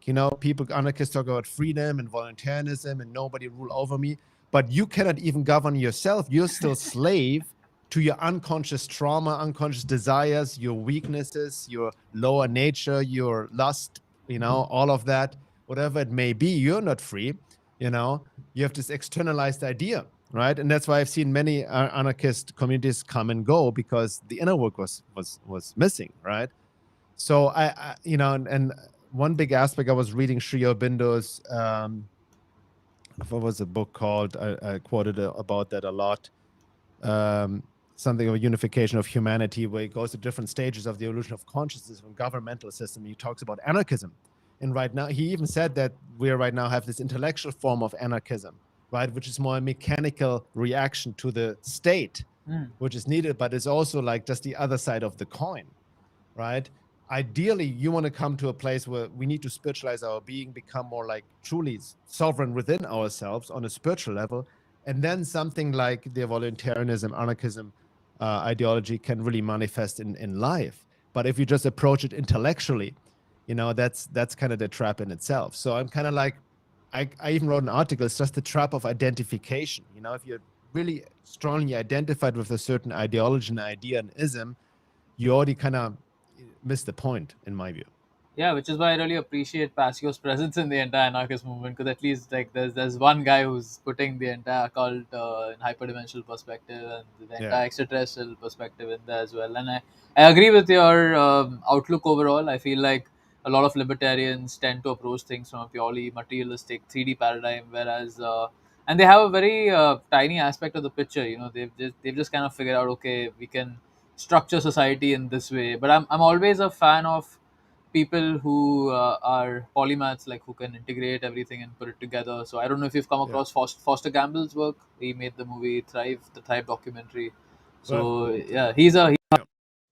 a libertarian as well. He could grasp on everything else. So I feel like the more Okay. influencers we have who are kind of having that libertarian, like teaching people about the political systems at the same time exposing the entire hyperdimensional matrix, like that's Yeah. that's the way to go. I mean, like all the 3D is just as important as the hyperdimensional stuff, because ultimately we're living here, right? So if we have to change Exactly. things, then it just helps to have like a formal stream of knowledge where people have put their brains for years and figured out, okay, this is how we can go And about doing shit and by without the way, government. I'm Yeah. full on with anarchists. People need to become aware the government never can give you truly freedom. This left versus right, and that taxation is theft. You know what I mean? I really, absolutely. So, and how corrupt all of that is.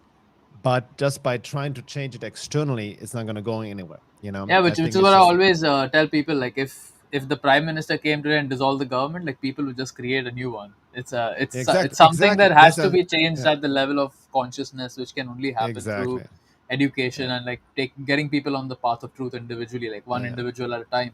That's when things will change ground up, instead of Right. people assuming that it's going to change By from the way, government that itself. reminds me, because when I was speaking at Anacapulco, I was speaking right before Mark Pasio, right? He came up after me. When I listened, I was hanging out there, and he's right. He was like, okay, he's very fiery sometimes. You know what I Yeah, mean? Sometimes he could maybe benefit a little bit from shadow work, I think, with his anger. But I really appreciate him, and he was really like, "Is like, okay, I need to call out all these anarchists because you guys don't know shit." So, like, no, that's what's Pasi was a big inspiration for me, just like Ike is. And I mean, like being really deep into his work, I picked on a lot of that anger, but then, just learn. I feel like I threw a lot of new age, like important new age material out, just because of, like, I mean, perceiving that whole most of it to be a psyop. And then I didn't like have a deeper appreciation of the importance of being like in a positive high vibrational state. yeah, So I mean, that kind of made me more angry and frustrated, like at some point in my awakening journey. But now I'm at a place where it's like you have to know the information to the depth, and like you have to keep seeking that. But at the same time, it's like very important to maintain good like vibration state on a daily basis, in terms of just imbuing yourself with Yeah, and taking care of your spiritual own life. essence. Yeah, yeah. Like, I mean, Jordan Peterson, who has been also called controlled op, obviously. He has his Who own isn't, issues, dude? but Who isn't today? yeah, I mean, yeah. he has great things to say, as he's a great force. But even this idea, clean up your room first before you complain about the world. I mean, that's a big saying, because I can see myself in my early years, because me being unhappy in my own life, not thriving, living like in poverty consciousness and just annoyed, no relationship and that. I projected my own unhappiness onto the world, and then you see only doom and gloom, and the world sucks and all of that. So it's also important for self-care, self-responsibility, our livelihood have a deeper meaning and purpose. That's how you truly raise your frequency to also live a good life, and take ownership of that, right? Otherwise, if you're in a miserable state because of your own life, then in relationships, you naturally project this onto the world. Great, dude. I mean, I have some more topics to cover. How much time do you have left, Bernard? Yeah, we can talk more. Yeah, I'm good. All I'm right, good. great, great. Okay, so yeah, I wanted to speak a little bit to the entire reality creation phenomenon, and what Yeah. your insights are with respect to the pseudo law of attraction, the secret kind of variant with Mm, respect to mhm. manifestation, as well as how genuine reality creation works. At the same time, like maybe just explain the importance of people about how these paranoid and delusional kind of states can land up attracting and creating a feedback loop. Like Montauk talks a lot about this with respect to Yeah. people who face abductions and more negative kind of scenarios, also even targeted individuals, like how a lot of them Yeah. land up creating their own reality just by getting really paranoid and fearful and obsessed with this kind of phenomena. What's your take on that? Yeah. Johan, great question. I literally have been working. I'm currently working on a course, a webinar I'm going to release later this year. It's going to be a long one, a few weekends, about how to create abundance in alignment of divine will and prosperity and true, and it goes deeper into the aspect of reality creation and all of that.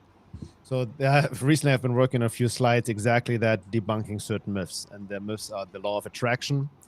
You create your own reality, and there are no limitations. You can be whatever, whoever you want to be, right? And again, as we talked, it's about nuance. It's not black and white. There's truth to the law of attraction, as it's commonly known in pop new age circles. There's truth to the concept of you create your own reality. But let's start with the law of attraction. So it says basically the general view is, you attract whatever state you're in, whatever vibration frequency you emit, right? Based on your thoughts, your feelings, emotions, and all of that. That's what you attract. Like attracts like. Yeah. And there's truth in it, but it's been extremely oversimplified, right?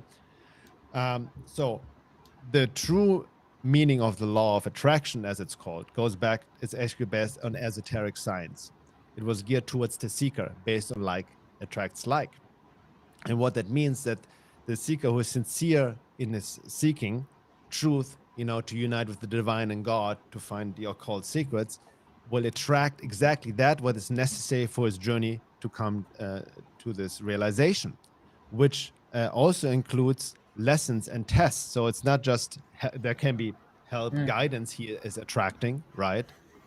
Mentors, books come in and whatnot, in whatever shape and form to guide him, but also challenging situations, struggle, suffering, occult forces, interferences he will attract, not because he's in a bad state necessarily, attracting them because of his negative thoughts and all of that, but these are important lessons he needs to pass through. He attracted in order from a higher perspective in order to learn, right? So not everything you attract, and that's a whole new age idea. Negative event you attract is because you're in a low vibrational state, right? That's not true. Not always true. Having said that, sometimes yes, when we are in a continue like self-perpetuating paranoid state in our subconscious, we attract these forces too because we have a vibrational match. But it's not always like that. So the nuance is always key. Now, what's missing in the law of attraction is a lot of what you attract is because of your subconscious, because it's based on frequency, resonance, vibration, and I think what Tom Monta calls is something similar. Yeah, I it call it does. frequency FRV. Yeah, resonance just an abbreviation. vibration. Yeah. That's the sum of your whole being. But it's not only your conscious mind, what you consciously think and feel and want and desire, but it's like the tip of the iceberg. It's all below your subconscious, 80% of your frequency vibration or more is made up by your subconscious, by your shadow, what you suppress, why you deny, your Your root unconscious thought. assumptions as well, right? Like your core beliefs, root assumptions, like all of those And things. root assumptions, core beliefs, you know what I mean? Like unconscious, like I mentioned before, I'm not good enough program. I cannot trust anyone. I cannot trust life. All of that basic childhood wounding, karmic stuff, right? Many other things, core beliefs, and all of that that constitute to your frequency resonance vibration. So even in this presentation, I even have a slide that says, don't try to raise your vibration. That's not the way to do it. You know, this like, oh, I'm just going to think positive thoughts and like be smiling, like I'm going to attract love and light and money. And like, you know, this is actually, that creates more shadow. You know, what do you want to do? And I remember Tom Montauk talked about the same thing. The easiest way is to remove all of that that's in the way. Yep. Hence the inner work, your shadow work, your unconscious trauma, move all of that that's in the way of essence, your true being. That's how you automatically raise frequency naturally and very productively, very effectively. But it's also not easy work, right? The other way is just spiritual bypassing. You force yourself in a higher vibrational state, whatnot. But it's about, again, going deep, doing the inner work, clearing the weeds so the light can come up. That's how you truly create frequency. And then, speaking of creating your own reality, well, I always ask the questions: who do you think the I is creating the reality? Who are you? People don't ask that question. You know, the ultimate question: know thyself. Who is I?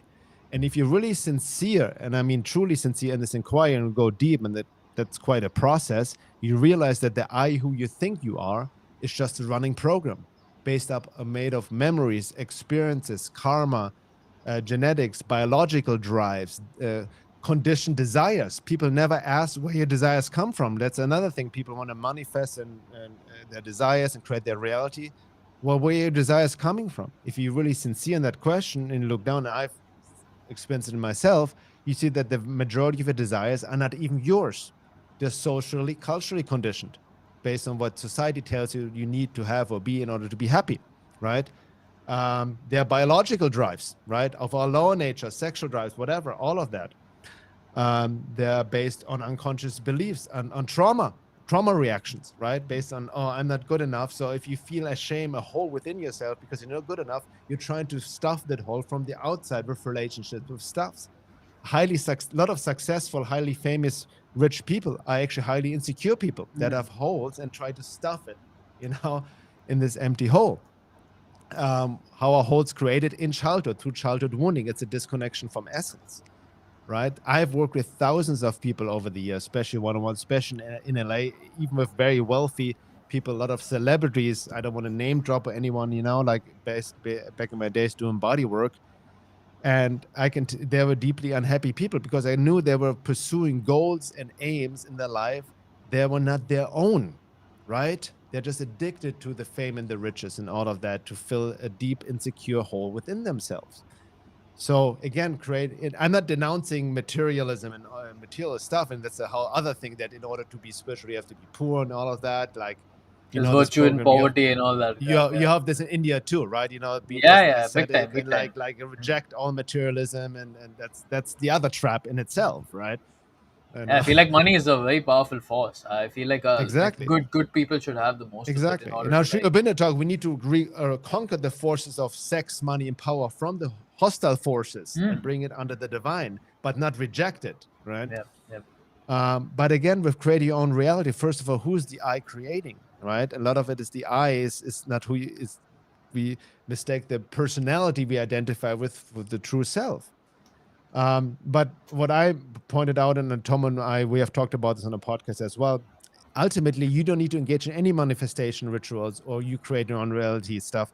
If you clear enough and come in alignment with your essence, your true self, and with divine will, that's the ultimate secret to reality creation. I've seen this in myself. I've worked, I mean, back in the 90s, I got huge into Tony Robbins. I'm sure you have heard of him, right? Of course, yeah. Like back then he just started out with Awaken a Giant Within. And I got into the law of attraction back then based on this channel material of Abraham Hicks, you know what I mean? And ask and you shall be given and all of that. And I made all the visualizations. And I mean, I was deep into manifesting, and my 3-month plan, 6-month plan, 10-year plan based on Tony Robbins, and none of it, but that's not what God had in store for me, right? And I had to eat humble cake, so God had something else, and I need to align with my little personal will with divine will. And you can only consciously align with divine will if you remove all of that that's in the way. So that's the true secret of reality creation, to come in alignment with something higher, with the higher power, right? When you merge personal will with divine will, and that's not an easy process. Now, there are traps as well. Tom talked about it. I've talked about this as well. People always say, well, I've manifested my desires. It all works. Yes, but at a price, At a because you cost, can yeah. easily, at a cost, that you go dabbling in the left-hand path of black magic. A lot of New Age type people engage in black magic practices without knowing they're doing black magic. They call them beings, entities. They intensely want something. They force their will onto the world. And then you make contracts, law of agreement, with negative occult entities that will gladly help you to manifest your desires. You will get it like a temptation, but at a cost, the price, right? It's a classical Faustian pact with the devil, based on the novel of Faust, right? Selling your soul, basically, and they have karmic repercussions on that, because Do you want to elaborate forced on your will. exactly like what those repercussions are? Say again. Do you want to elaborate on exactly what those repercussions Yeah, could be? repercussion. It's kind of like it's like you. Tom made a great analogy. It's like it's like you get a $10,000 credit card thinking that's real money. That's not how it works, right? So you have to repay for it. In whatever forms. It's kind of, you give something. You make certain contact with certain entities that then have kind of rulership over you, that influence you. You know what I mean? And I'm sure we And would that's, lose divine protection as well, right? Like if we get into yeah, exactly. bargains with Less, these kind of that's what entities. sheer abundant. The more you give into the other side, beyond pulsions and attachments and addictions, the less, the divine forces can help you out, right? So, I mean, what kind of repercussions is different for each? And I don't want to like demonize. I don't want to be black and white, that there's something bad to visualize and all of that, or have desires. It's not that, I mean, I think sometimes it's good to visualize, have your ideas, your aims and goals in life. I do this too. I sometimes write down what, my ideal situation. But the key point is being detached from it, right? Give it up to the divine. This is really what I feel, And I and feel like then a lot reflect of back. times, if that thing is bad for you, then life shows it to be so. Like you might manifest something, but then either you'll end up losing it, or that person will fuck you over in some way, and then you figure out, okay, that wasn't in your highest karmic path, and it's just your ego that wanted that, basically. Exactly. Exactly. That's where, like, you have to. Where is your desire coming from? Is it from a? That's what I'm. That's the ultimate question people need to ask themselves before they engage in some manifestation, law of attraction, create your own reality techniques. Where is your desire coming from? Is it truly my true essence, my deeper soul purpose? Is it what I align with my higher nature, or is it from my lower nature, driven just by lust, power, greed? Is it something to compensate for an insecurity within myself? And you won't be able to answer those questions until you take a deep, honest look within yourself. Hence, again, it goes back to the self work. But I've noticed you don't need, once you're in this flow and connected more to essence, to the divine, you don't need to engage in any manifestation techniques. You have raised your vibration. You attract exactly what you need and want. You will be supported in many ways. You can I'll even back you up on that for sure. and you So will also create abundance, and I mean also material abundance, because you need to pierce through this poverty program as well, the matrix poverty program, as I call it. A lot of people in the truther movement and the spiritual community are infected by that, right? I've heard so many times,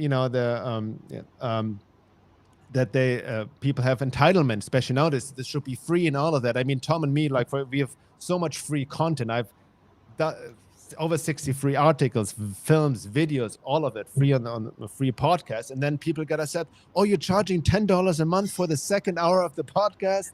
This should be free, or your courses, and blah, blah. And they project, obviously, on their shadow onto me, and I'm sure I can the relate to that. audience is having like a great laugh right now, because like there's a lot of people out here who say this exact same kind of shit about me. Like I was gonna give you an interesting anecdote about manifestation. So I just wanted to like speak a little bit to maybe when I came across the secret and stuff many years before. I was trying to manifest in that whole visualization way, and that sucked. Like I really couldn't do it. And there's this one time I landed up manifesting something which wasn't exactly what I'd wished for anyway.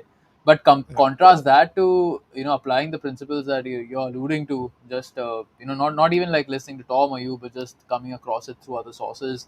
Yeah. Like manifestation became like something effortless.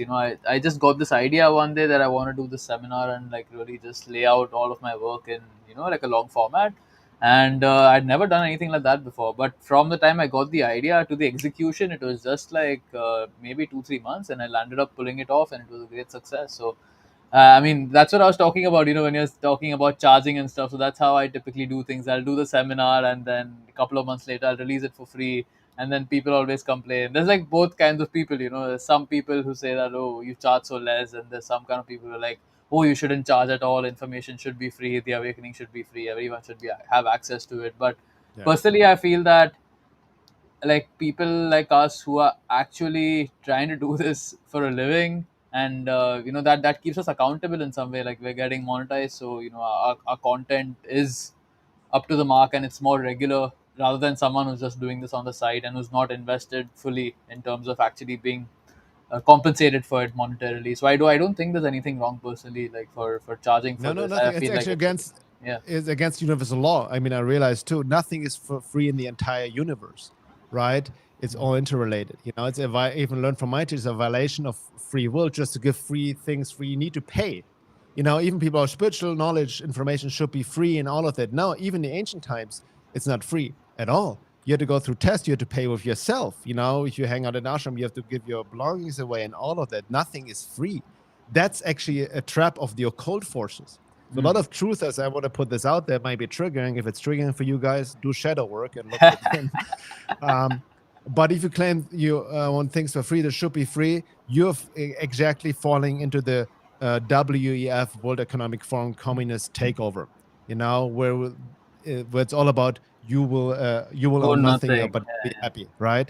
Because that's a communist takeover. The other thing should be free, but it's not free. The people want healthcare for free, education for free, this for free, and that for free, Why but don't you it's tell not free. people about your experience? I think you were sharing that your father was living in East Oh, Germany, yeah, and so great example. My father, yeah, lived. He grew up in Eastern Germany. That was divided after the Second World War and was under Russian communist control, and it was a socialist country with the Berlin Wall. What's called Socialist Democratic Germany, right? Exactly what the far left here in the U.S. is promoting. And my dad and his family, they had a lot of free stuff. They had free housing, they had free health insurance, they had even a free car. Everybody had the same car, crappy car, but every yeah. free, but a heavy price at cost of freedom. They were not allowed to travel. They were not allowed to consume Western goods and all of that. And it was terrifying. A lot of people tried to escape Eastern Germany, jumping the wall, and they were killed with like grenades or shot and all of that. Very, very people have no understanding what it means to live in a truly socialist country. People who want socialism and free stuff have zero understanding. They never lived in a true socialist country. Well, then people say it's never been done the right way, but then That wasn't it's real socialism, as they say. exactly no. I Yeah. mean, communism, socialism killed more than the Nazis, by the way, but it's a whole other story.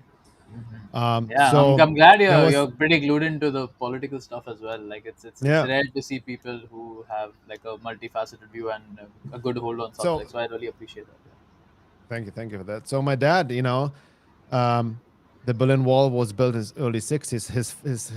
His brother was able to escape. He immigrated to the U.S., but then my dad was still stuck in Eastern Germany with his family, with his parents. So they planned the Great Escape. They took this ferry boat, based Eastern Germany ferry boat, ferry ship that was doing cruises in the Mediterranean Sea. But it was always docking only on the communist Eastern countries. There was never on the Western, right? And it was all propaganda just to show the world how much freedom they have when they don't. So my dad, at age 27 in 1964, with his parents, boarded the ship, and they planned the big escape. When this big ship was going close to Italy, they jumped from the ship, trying to swim towards the Italian coast. But a fisher boat was almost about to get them, but then the Stasi, the lifeboats from the ship, caught them, and they were captured, right? And they got imprisoned. They were trying to escape, right? This is a big crime, obviously, back then. So they were put into solitary confinement in Romania. They were taken by the KGB and the Stasi, the Eastern Bloc, the intelligence forces, to Russia, and then to Eastern Germany, where they each were put in solitary confinement prison for a year.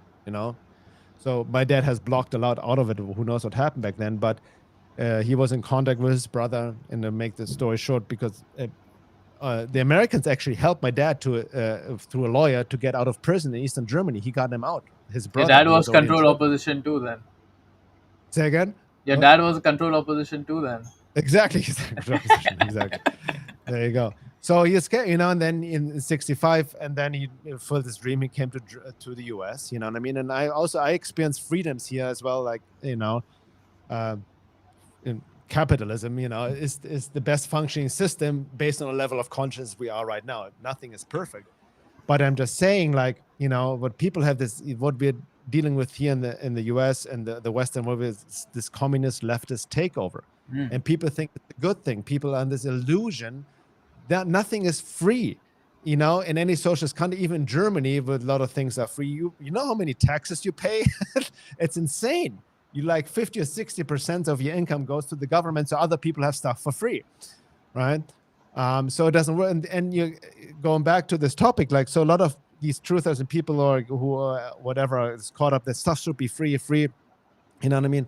No, you're violating, you're feeding into the agenda, right? And it's based on victim consciousness, on poverty consciousness. That's a matrix program. I've suffered from that myself. I know how hard it is, right? I had a hard time charging. I had a hard time asking for it. I was jealous at others who made more money and all these kind of things. I had to stand up for myself and really work through these programs.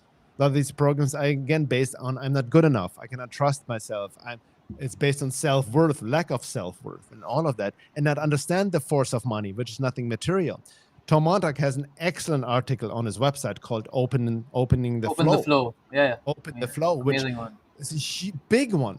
And interesting, in my research for my webinar, I researched Sri Aurobindo's work of integral yoga. And he and the mother said the same thing, that money needs to circulate. In order to make more, you need to spend it. And that's really hard to understand for people, because they're like, no, I cannot afford it. I mean, here many people sometimes, when they can't sign up for my subscription or my course, say, oh, I don't have the money. I don't have the money, which is a lie for the most part. I'm sorry, like, I may trigger people. I don't care, if you don't want to spend the money. But most people who say I don't have the money, well, they have the money, but they choose not to spend it. They don't maybe prioritize your work to spend so much. Exactly, and that's fine. Relative, but you have to, you have to understand, like, again, for your language is very important. The way you program yourself. When you say I don't have the money, you just say consciously, I don't have money, I don't have money, I don't have money. Yeah. I know for myself, if you don't have, I don't know, maybe India is different, but here in the US, if you don't have extra $10 a month to spend, then you're in a very bad situation. Then you shouldn't have a phone to begin with, right? Or an internet connection. You have serious problems if you don't have $10 extra a month to spend. Now, out here, genuinely, a lot of people live in poverty, and like they get paid. I understand that. You know what I mean? And there's other forces, and I know from India is also based on this, like, there's you guys have your whole culture has been raped too, and there's this whole there's a big colonial history and colonialism, and then the spirituality. You know what I mean? But I remember Sri Aurobindo being very critical of the Indian mindset as well. Of kind of denouncing materialism. No, most people are like default socialist out here. Like that's why the government has them by the balls to be. I mean, if you just ask my opinion. Yeah, exactly. Like, and that's how you give away your power. Most people just want free stuff, and then they keep voting for politicians who promise that, and then they come. Exactly. That's a trap. Yeah. So we need to conquer all of that back to us, and it's not about getting the other side and greed. You know what I mean? But I know also when I am the same plate. I was envious, unconscious, jealous. I was saying, oh, this person charges way too much. This is ridiculous. You know what I mean? All these rich people are psychopaths. But I was projecting my shadow onto them. Not all rich people are psychopaths, for example. Not all wealthy people are dishonest.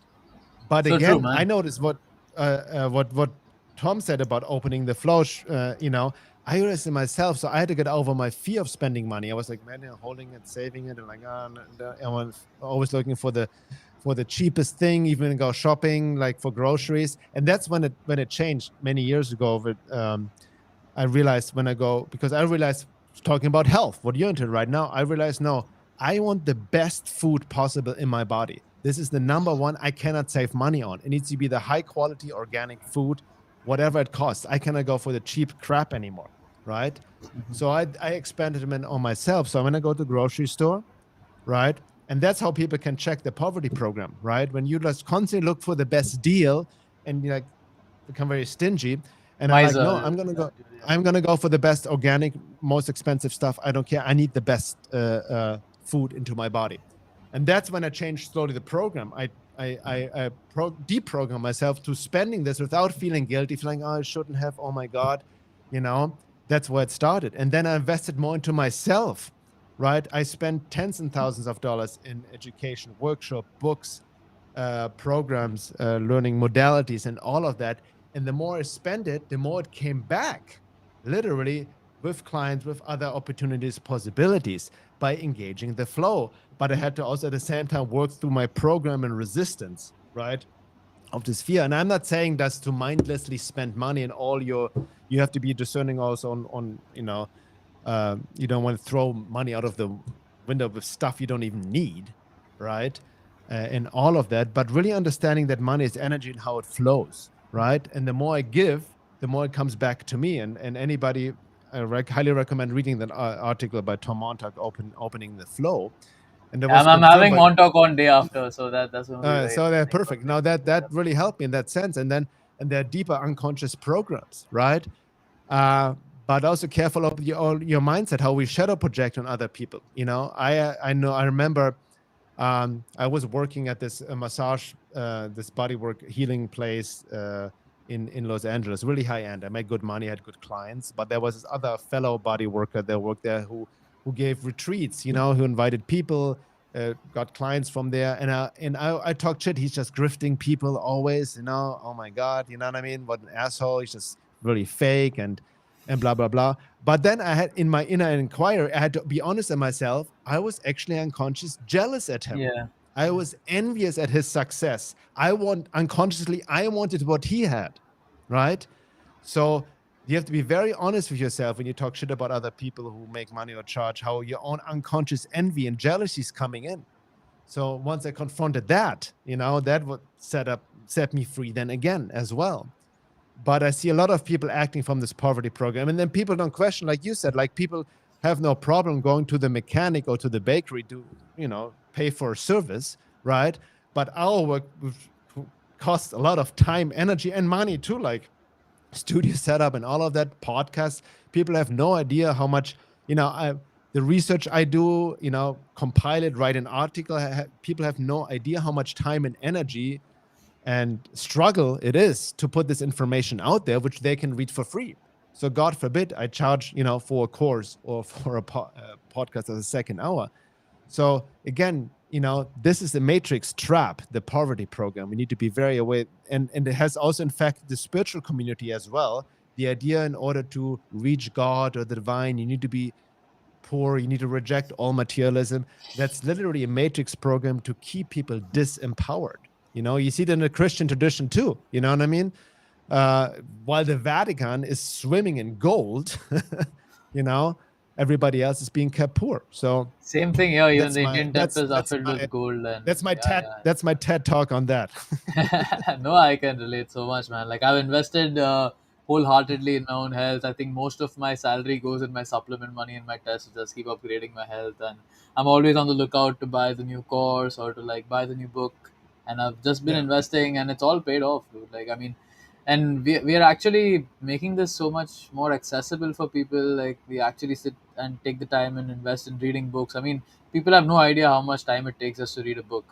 I spend Yes. like especially a book I really want to absorb. I'll spend like 2 3 weeks and just make notes and really make sure that I'm getting that in, and No, then and to then, take and that then and translate it out. So I think what's happening as well recently, because of the rise of the internet, social media, and YouTube, and having access to so much free stuff on the internet, right? A lot of stuff I had to find hard purchase, you can find for free on the internet all of a sudden. So much on YouTube, you can learn about anything for free. It's free, free, free everywhere. I think it distorts people's minds in a sense that now they feel and entitled, oh, everything should be free because this is for free. Why do you not give it for free? Free. But again, there's not such a thing for anything for free. Even in the work, like Gurdjieff said, you have to pay with yourself, with your effort, you know? And people are just becoming mindless consumers, right? It's also, what do you create, you know, out of your own uniqueness, or do you just consume, consume, consume? So it's also the flow. We need more creators. We need more ideas, you know, and I'm more than willing to pay for that as well, you know. We need to create our own economy. I mean, we can go deeper into the whole crypto thing and all of that and dislodging from the big financial system Yeah, I'm a and Bitcoiner, whatsoever. dude. I've been creating an entire community out here, getting people to start using Bitcoin directly. So Yeah, I mean, it's exactly. very, very So, important to get off the fiat standard and yeah, get, like, the orange pill, as they say. So yeah, I mean, Bernard, I want to discuss one very important thing in terms of psyops, the entire blue beam thing that we spoke about. So, if I was to just give my analysis of the situation, like, there's some genuine kind of information, specifically when you look at Serge Monas. He's this Canadian investigative journalist who came up with this idea that the government has this plan to basically, like, use holograms and fake an alien invasion, and then you have, I think it is Werner von Braun's assistant who spoke about how, like, before he died, like, yeah, she was told that there's this plan that they want to basically fake an alien invasion. I think there's Henry yeah, Kissinger's quote as well, talking about, like, how an yeah. outside invader would unite the world. So No, of course, like, Ronald Reagan. okay, yeah. So Reagan, of yeah. course, there's like a lot of that stuff that does make it plausible that they could engage in something like that. But I mean, people don't have any idea about the other side of the equation. Like, I mean, so just in terms of what potential plays there could be in terms of consolidating power, I feel like just the impression that the government would fake an alien invasion and then humans would take over and create a world government. I feel like people don't even understand the power structure, because it's never been humans running this all along. Like, if they were to do Yeah, something like that and create a world government, like, that's ultimately going to be taken over by the extraterrestrials who've been running the planet for all of this while. So I feel like it's the hyperdimensional history aspect of things, just understanding the alien presence, how long it's been on the planet, for how long they seeded these bloodlines, and they've been manipulating events from, like, a place outside time in order to counteract the time of transition that we're going through, and really, like, lock us in vibrationally so that we can't really be affected by the changes that are coming. yeah, So there could be so many other kind of scenarios that could play out in the alien kind of thing as well. So one of it could be that there could be nuclear war, and then the aliens might come in and pose themselves as saviors to save us from, like, humans and yeah, governments fighting over each other. There could be, like, like, they could just split up, like Montauk talks about this. They could just split up and demonize one faction, and then another negative faction could come and pretend to be the saviors. There could be one negative faction who puts on a front and offers technology and then takes yeah, over by stealth. So I feel like in this entire blue beam narrative, all of these other kind of potential scenarios, which are just equally as probable, get lost. What do you think about that? yeah. Great question. I think definitely when you have Tom on, he's I definitely would reference him. He's For even sure. his book Discerning Alien Disinformation. He's really Yeah, on yeah, top that's of that's that. gold, man. But the way I see it, I've been heard of the Project Blue Beam like since the nine again, like the fake alien invasion. I'm really aware of it. Hmm. But the way I see it the other way. They want to fake it hostile alien invasion. But I think what is more dangerous is similar. I don't know if you've heard of the book Allies of Humanity. I know Tom Marshall Van Summers. Yeah, I quoted have. Marshall Summers, and Hmm. and also it's written in Bringers of the Dawn that we might actually dealing with negative aliens posing as positive ones, Yeah, yeah. and giving us technology or help or healing Hmm. and all kinds of miracles and all of that, and that's easier being tempted with, you know. So I see more that scenario. It will be very interesting now, even astrologically. You know, we are moving. Pluto just moved. Is going to move into Aquarius, and the Aquarius theme and Pluto. This whole alien topic is going to be very interesting, playing out over the next 20-25 years. Absolutely, you know, and there are very different scenarios. I mean, what I do know, and I don't know if you've watched my UFO documentary. I've made It's one on over it's on 10 my to years. do list. I yet have to Yeah, watch it. I highly recommend watching it. I'm still stand by it. It goes really deep also into the hyperdimensional aspect, abduction program, and I have some clips from Richard Dolan, whom I also really Oh, respect. I met Richard. I'd gone for a Oh couple yeah, of UFO conferences. Same year, I oh went to nice, yeah. Anarchy. I went to London. I went to Kerry Cassidy's Awaken Aware. I went to Awakening. So Oh, Richard wait, no way. Dolan. I went there early on too. Yeah, right Oh, on. you were Nice, there. nice. Okay. Yeah, I met Yeah. Linda Mutenhau and Kerry and a couple Yeah. of other Now people. Richard Yeah. Dolan, he's also very grounded. I like his approach. He's more nuts and bolts, right? But He is. Yeah, grounded. we'd actually gone for lunch together. Like he had this whole community thing. So I really liked his vibe that Uh, time and how yeah. how grounded he was exactly with the. Yeah, he's been outspoken already over 10 years ago, being very careful with people like Stephen Greer, for example, and the Yeah, Disclosure yeah, Project.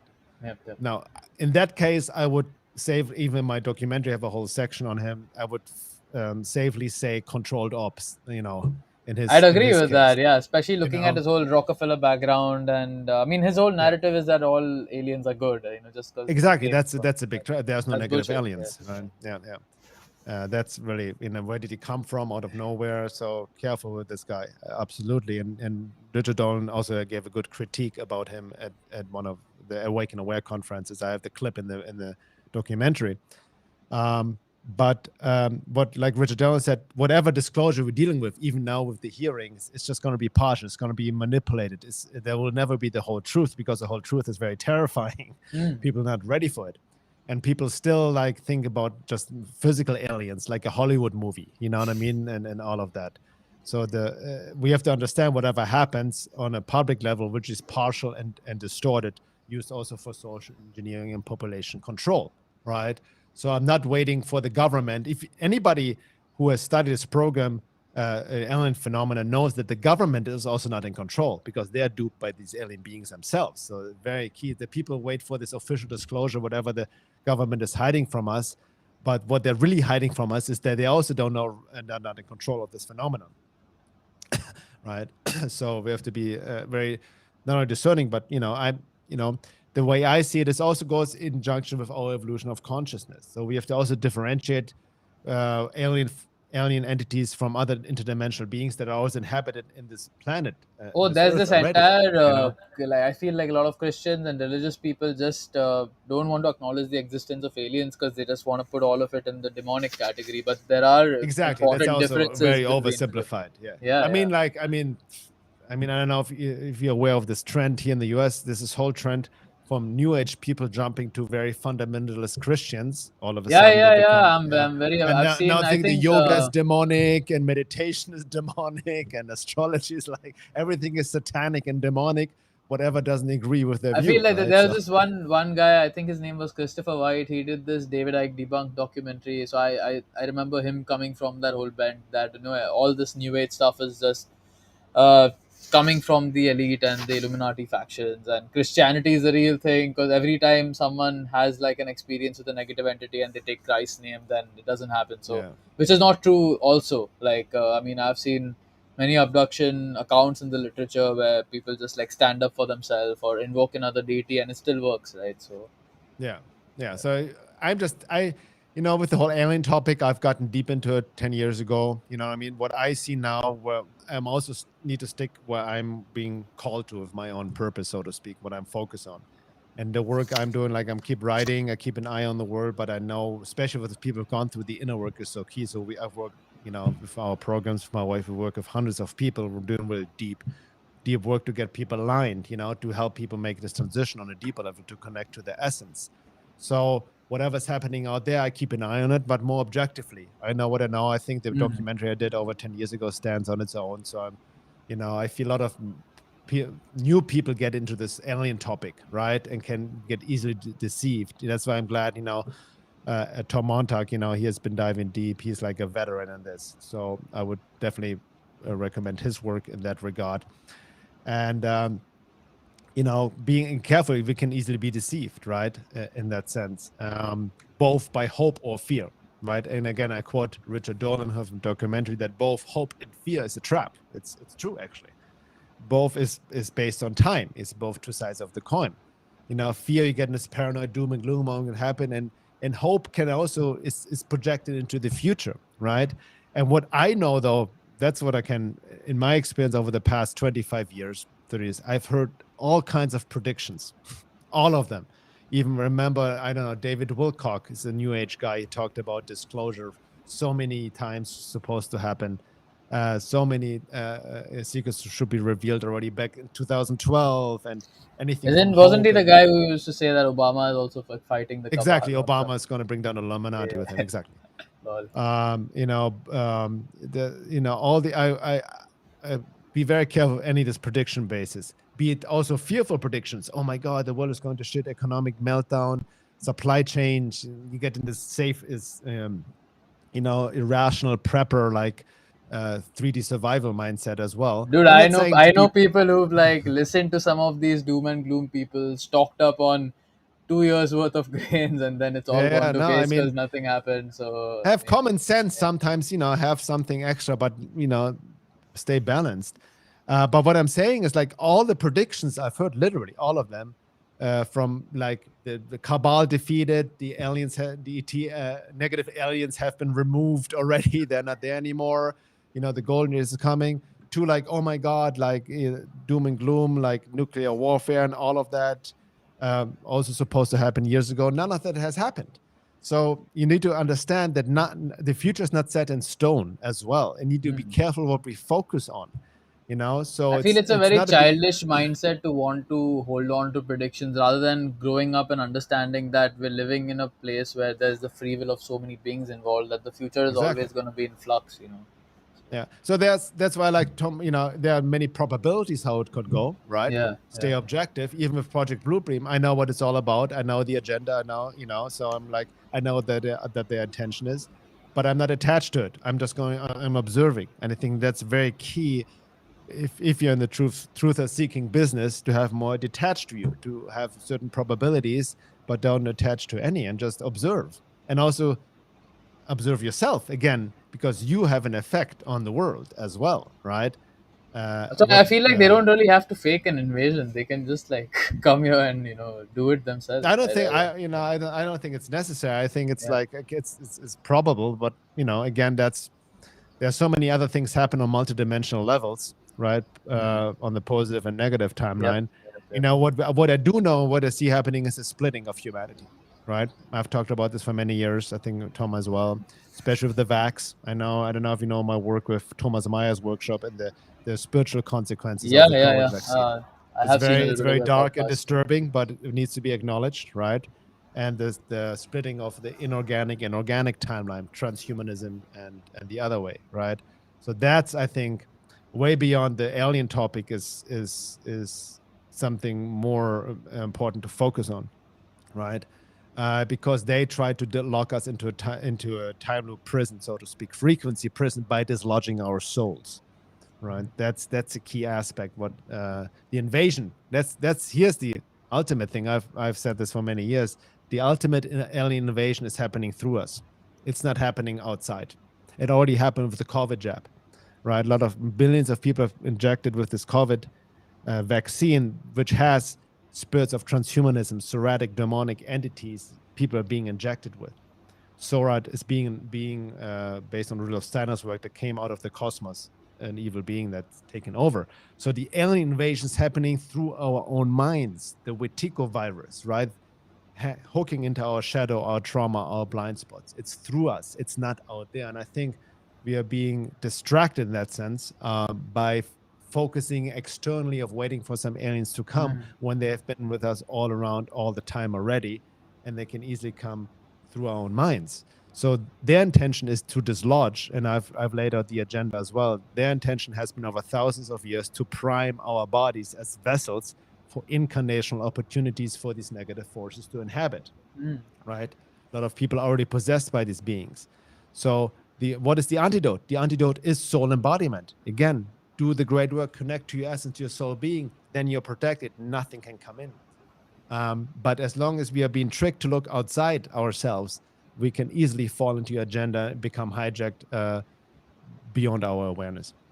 Great insights going on. Just in closing, I wanted to get your take on the soul trap, man. So I'm just gonna like back this up a little bit.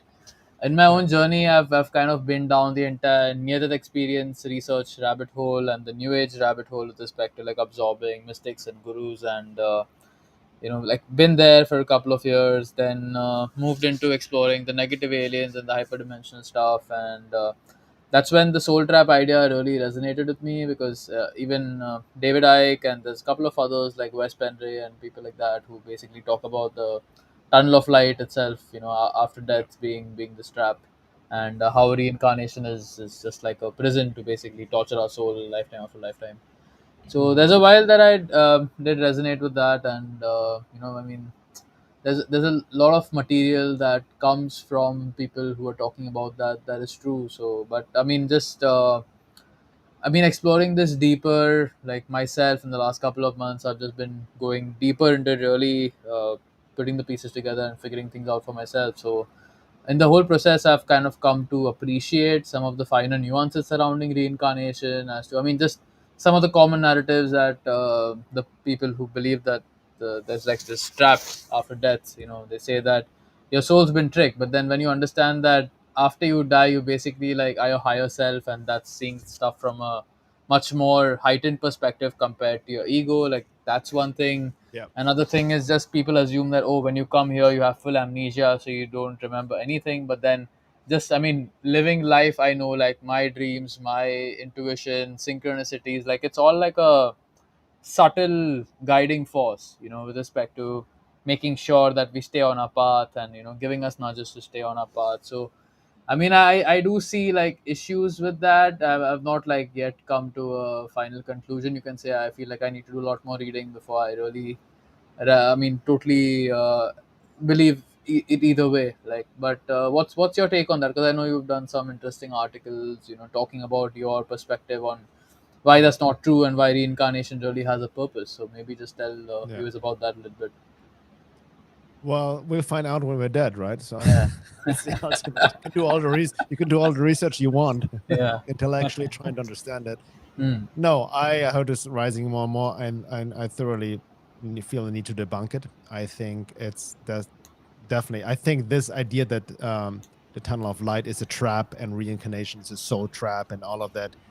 These ideas and beliefs are actually injected exactly by the matrix called forces to keep people in fear. And really goes for me against natural law and divine law and anything I've experienced in my own experiences, and also really learning from truly not from the French people, researchers here and there who come with ideas, but really going deep in the Vedic teachings, studying Sri Aurobindo, for me the truly last ascendant master, Rudolf Steiner's work and all of that. And I can tell you, no, the tunnel of light is not a trap. Are there traps in the afterlife? Absolutely. Absolutely. The earth, it's happening more and more. Thomas Meyer, I interviewed, he's very tuned and clairvoyant, can communicates with the dead and can see forces. More and more people get stuck as earthbound spirits. They'll make the transition, right? I know, I like don't they know, don't. like I've read about that in Michael Newton's work. I don't know if you've come across his work or not, but he basically he's like regressed a lot of people, and then he pulls out common archetypes of what everyone experiences after death. So there's like this yeah, whole category of earthbound souls who basically become ghosts, or yeah, they get attached to certain things, and then they just hover out here instead of actually ascending and going towards the light. yeah, yeah. So exactly. So that's a big issue. Earthbound spirits. So that's basically people who die have maybe traumatic death, or they're highly stuck in materialism, right? They don't even understand death. They get stuck in the lower astral earthbound as an earthbound spirit and will make the transition. They're kind of caught and then can attach to other earthly humans. And the big issue, Thomas Meyer found out, especially with people who gotten vaccines or the COVID jab, they end up, there are consequences in the afterlife. They end up earthbound. Their reincarnation cycle is being interrupted. And that's exactly what I meant. It proves actually my hypothesis, my insight over the years, that these forces trying to keep us trapped, right? Mm. So, but the tunnel of light is not a trap, nor is the reincarnation cycle like this alien thing about recycling souls and all of that. What's You your get a take on Val Valerian? Because I feel like there's some of his writing where he also talks yeah. I about mean, some that. of Like, it. I mean, keep in mind, I came across him in the '90s. He was late '80s, early '90s. He released the material, and looking back, there was some good stuff in it, but a lot of the stuff I don't agree with got it. my own experience and Got it. research. So you have to take it with a grain of salt. A lot of it, Yeah, man. right? Discernment is key, as Um, you said. Yeah. that's the way I see it. Um, but here's the thing. I know from a lot of here's my view. It seems to be a lot of people who promote this tunnel of light trap reincarnation cycle is soul harvesting and all of that recycling. It's a matrix trap. Don't seem to engage, and that's just my idea. Really in deep esoteric, psychological, spiritual work on a deeper soul levels, right? Because if you really study esoteric traditions, even the Tibetan book of that, the Egyptian book of that, a lot of esoteric work is done, even Rudolf Steiner's work, to prepare the soul after death. That's why the work you have to do. So your soul, you know where to go if you do the work in this lifetime.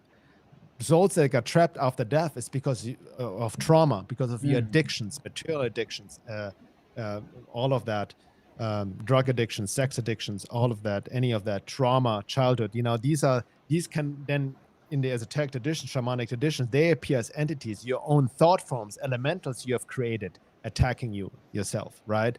Because you're wallowing in the lower nature and all of that. So that can get you stuck. That's the bardo. That's why, from the Tibetan perspective, Egyptian, that's a very critical time right after you die to make the transition, right? So there are people who help, families or spiritual client people to help transition, into the light, to prepare for the next reincarnation cycle. And, Sri Aurobindo wrote an amazing book also based on his own experience, Karma and Rebirth, and really laying out, even from an intellectual, scientific perspective, the necessity for rebirth in light of soul evolution and evolution of consciousness over lifetimes and lifetimes. It's a natural process. It's not a trap, right? And so much has been so misconstrued over the years, this whole idea of karma and reincarnation. But it's a natural process. I wrote an article about this as well, soul evolution and karma in the body. Where lay this out and address this tunnel of light trap nonsense, and also think of it, I know from my own studies, from my own experiences, near-death experiences, psychedelic experiences, my own inner meditations, and it's been verified by other traditions. It's very critical what state of mind you're in when you die. That actually determines your afterlife experience. So I feel almost bad and sorry for people who buy into this, don't go to the tunnel of light, oh my God, reincarnation cycle. If you die with this thought of fear and paranoia of what's happening after death, you will experience that. You will go into a hell realm.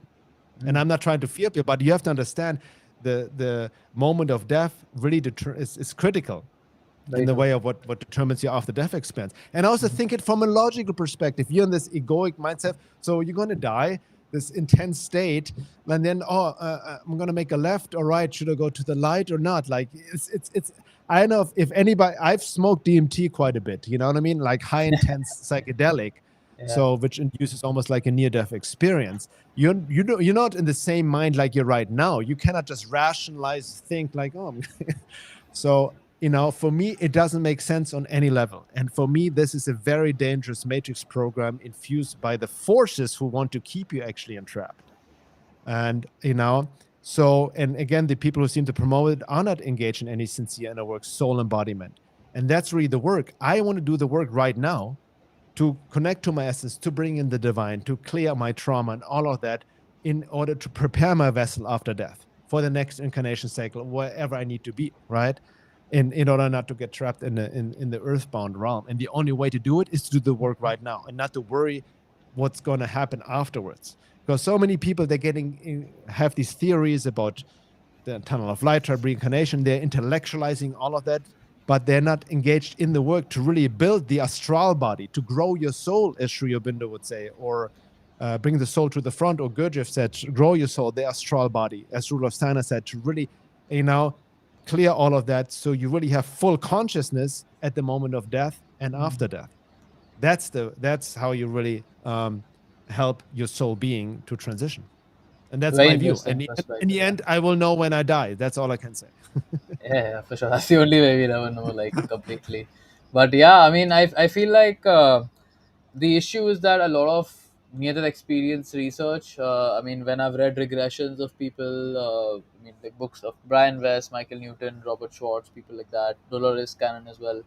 A lot of the communication from the spirit world and the spirit guides, they seem to portray it as if everything negative we experience out here is just for learning, and I mean, in a higher sense, that is true, but they don't really acknowledge the role that these negative beings play. Like a lot of, you can say, material I've read of this type basically doesn't really acknowledge the existence of hyperdimensional beings. But then when I read like certain channel material, like the raw material or the Cassiopean transcripts and stuff, they do, like even Bringers of the Dawn, they do acknowledge the role that the reptilians and the aliens are playing. So I mean, I've always wondered why it's like a higher level is aware about the entire alien and hyperdimensional forces, whereas some of these people who do regressions, I mean, there's an entire chapter in Michael Newton's book where he talks about why demons aren't real, and actually it's just like all the problems we're facing here is just being driven Yeah, by but human the souls thing is, itself. Yeah. there's an aspect, there's truth in that.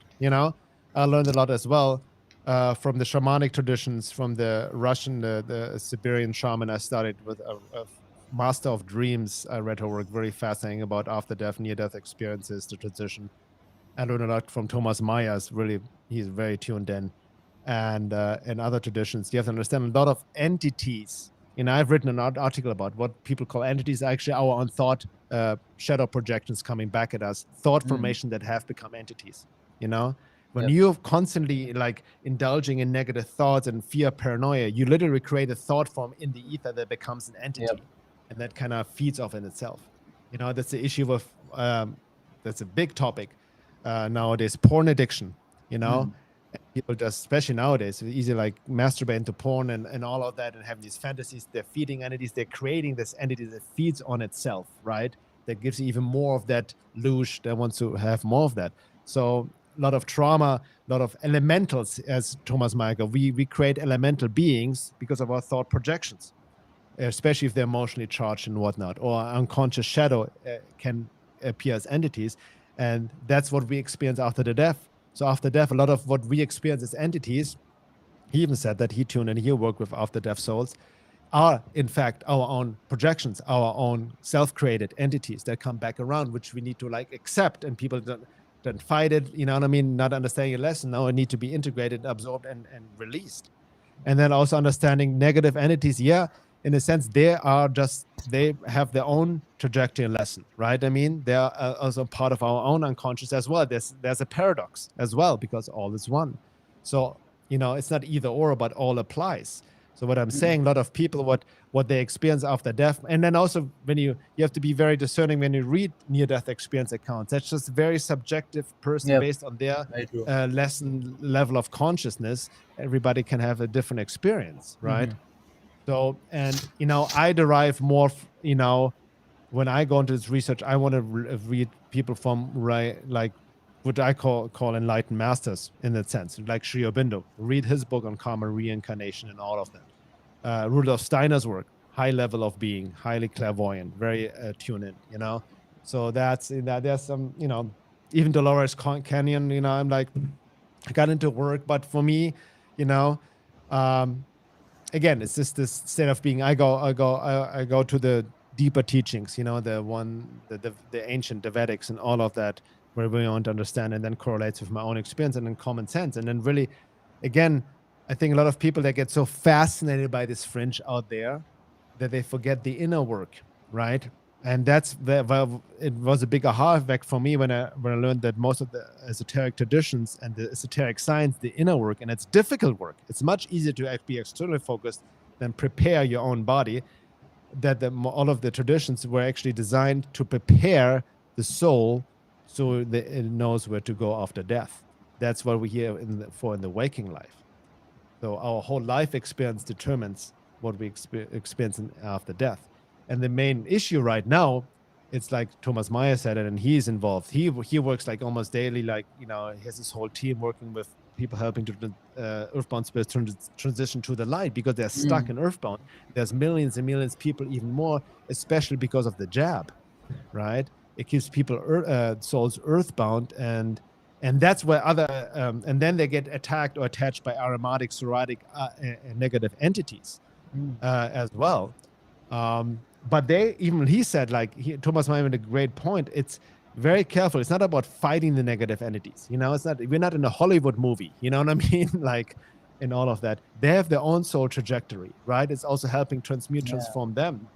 I right? feel it's just about And not feeding them, right? Like realizing that they need us to be resonating in frequency terms with them so that they can use us exactly, as an I energy mean, source. So, they have their own teaching. That's the thing. They like he said, and you have to, if you the victim blame trap so easily gets into this whole thing. Even like, by the way, the whole idea of the tunnel of light is a trap, reincarnation cycle is a trap, is completely based on the victim blame trap. yep, that's very So true. if you have this extremely disempowering Mm, belief that has severe consequences on a metaphysical level, it's victim blame, right? Somebody's doing this to you, right?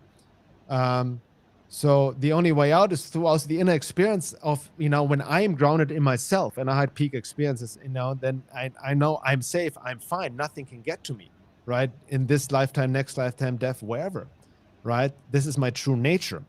Anything else is just my subjective egoic interpretation, in all of that. But I would really say that, it's really about um, questioning, also a lot of that fringe material out there. That's why I've kind of turned my back to all this extreme fringe stuff. Like, I know even hyperdimensional stuff, alien stuff. I've been there, done that in it. Like, I know it. Like, it's also, sure, you're going to make a good point. Like, you have to understand the modus operandi, but focusing too much on the occult forces, negative aliens, draws them actually in. You know it's what I just mean? like It's the just, shadow, right? Like when you keep dwelling in your it's shadow, like, yeah, you get exactly, lost with in it. shadow work, it's like, do the shadow work, but don't indulge in it, Yeah. right? I like to say, the best analogy is like when I on the road crossing a street, there are cars passing by. These are the entities, so I need to be aware, left and right, the rules of the game, the traffic rules and all of that, understanding reality. But I'm not now on the road like in panic, oh my god, and I'm going to hit by a car, so you just got to live life and know your trajectory. So I feel a lot of people in this fringe movement get trapped in all kinds of questionable stuff that's actually not healthy for them at all. So, Yeah, if I feel like there's traps in so many places, and truth seeking and conscious evolution is just about continuing your journey, keeping your mind open, always having like a perspective where you're ready to be humble and change your mind, and just be open to yourself being wrong. And I feel like that's how we yeah, all evolve and grow. So, man, you've given us a lot of your time, Bernard. Thank you so much for yeah, coming on, man. yeah. It's That was like a fun. pleasure to speak Been to a you. bit longer. Yeah, Good. yeah. Likewise. Any final thoughts? Let people know where they can find you. Anything you want to convey to the audience before we leave? Yeah, basically all my work is at veilofreality.com, my website. A lot of articles, videos, our podcast I host with my wife, the Cosmic Matrix podcast. We go deep into topics really about anything hyperdimensional realities, current events, inner work, spiritual work, psychological work. You can find it on there. Somebody I see in the chat asks, so people who take the jab, what about their soul? Well, there's a fascinating book by Thomas Meyer. I highly recommend it, called COVID Vaccines from a Spiritual the Consequences on Soul, Spirit, and Life After Death. Highly Have recommend Bernard, it. have you read that book? And if you have, then what solutions does he recommend for people who've already Here, taken it? there are solutions. He recommends solutions. Absolutely. Nothing is Okay, lost. You know what I mean? It great, affects everyone great. differently. I wrote 2 major articles based on the book. So it's not about getting into fear frequency, or being, even if you have taken, I've worked with people who have taken the jab have joined our courses. I Great. just heard notice, by the way, 30% of people who took the jab actually got a saline solution and, not the real thing as well. Hmm. That happened too. But I'm saying but you don't know, you cannot protect yourself from something you're not aware of. So True. knowledge is protection. So people can read more about this on my website. Nothing is lost. Again, careful of the fear frequency. Knowledge protects everything. Anybody can be helped with. But yeah, go to my website, veilofreality.com. And my wife and I, we also have our 14-week group coaching program. We do it, I think, 3 times a year. The next one starts in August. It's already full. But then we have one starting in the new year. You can find out more about that at thattimeoftransition.com. And that's For it. sure, guys. Please go and check out Bernard's work. He's been a wealth of knowledge over the years and has helped me a lot in my own journey. And his podcasts are very, very insightful and knowledgeable. Thank you so much, Bernard, for coming on, man. Pleasure to speak to Thank you. you, Johan. Well, it was fun. Thanks so much. Great, man. See you.